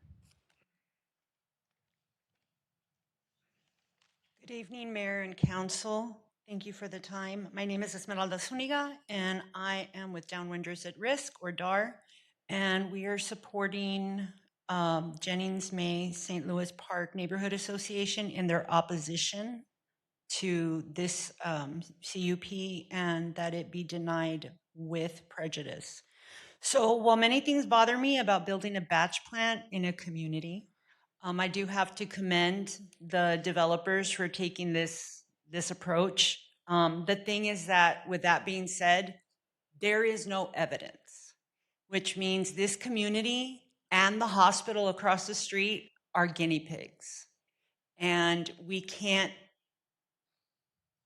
play with people's lives. I have asthma, and I've seen, when people get really sick, this isn't something that we can risk. DAR believes in communities determining their fate and the destination of their community, and these neighborhood associations have said that they don't want it. It's not, we don't know if it's safe. They can say it's safe, but we don't know. And once industry encroaches into a community, it opens the floodgates, and we end up with places like Echo Heights that it's just, there's so much industry that it appears that we're trying to move the residents out and just put industry. And we stand with the residents in their self-determination to not want this industry in their community. And I just ask again that you deny this with prejudice, please. Our next speaker is Letitia Wilburn.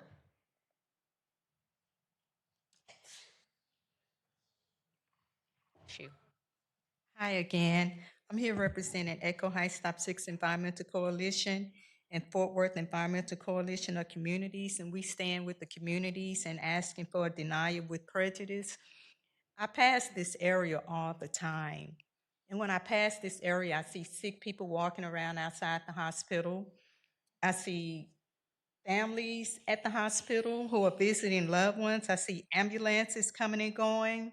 And it's just a concern to me that a lot of people who are already sick will be affected by this. And I do know people who live in the area, and I grew up in my younger years on the south side of town, so I'm very familiar with this area. So I ask that you all do deny this with prejudice. Like I said, at least take the people into consideration who attend, there's hospitals there, there's clinics there. Just take them into considerations and deny this with prejudice, and we do stand with the communities. Councilor Martinez, that's the conclusion of our speakers on this item. Thank you. Mayor and council, this is a request for a concrete batch plant in the heart of our city, well, near the heart of our city. I have concerns about the increase in industrial traffic that could impede access to our county hospital. I have environmental concerns that this concrete batch plant will increase particulate matter in the area and contribute to an increase in respiratory issues and conditions. As you've heard, this property is located right behind a residential neighborhood and across the street from a medical district. Simply put, a concrete batch plant is not appropriate and should not be allowed so close to residential. I therefore request that we uphold staff and zoning commission's recommendation to deny with prejudice ZC 25128. Got a motion, a second, council, please vote.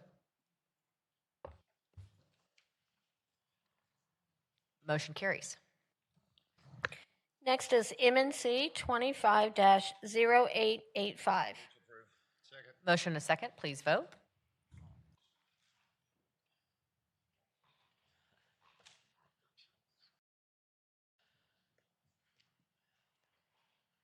See, try one more time. Motion carries. Next is MNC 25-0875. Councilmember Crane. Y'all just thought you were getting away tonight without some eminent domain language. So here we go. I move that the Fort Worth City Council adopt the resolution authorizing use of the power of eminent domain to acquire 0.565 acres of land in permanent easement and approximately 0.714 acres for a temporary easement acquisition from real property owned by Wilmax FW Multifamily LP. The subject property is located at 5401 Benbrook Boulevard in the J.B. Foster Survey, abstract number 520, City of Benbrook, Tarrant County, Texas. The land rights in the subject property are needed for the Marys Creek Force Main, a public use that provides for transporting wastewater to the future Marys Creek Water Reclamation Facility in order to treat wastewater produced in the rapidly developing western part of the city. Property interest to be acquired is described by meets and bounds and depicted by survey exhibits attached to this mayor and council communication. Got a motion, a second, council, please vote.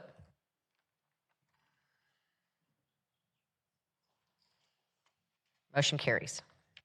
Next is MNC 25-0854. Got a motion, a second, please vote.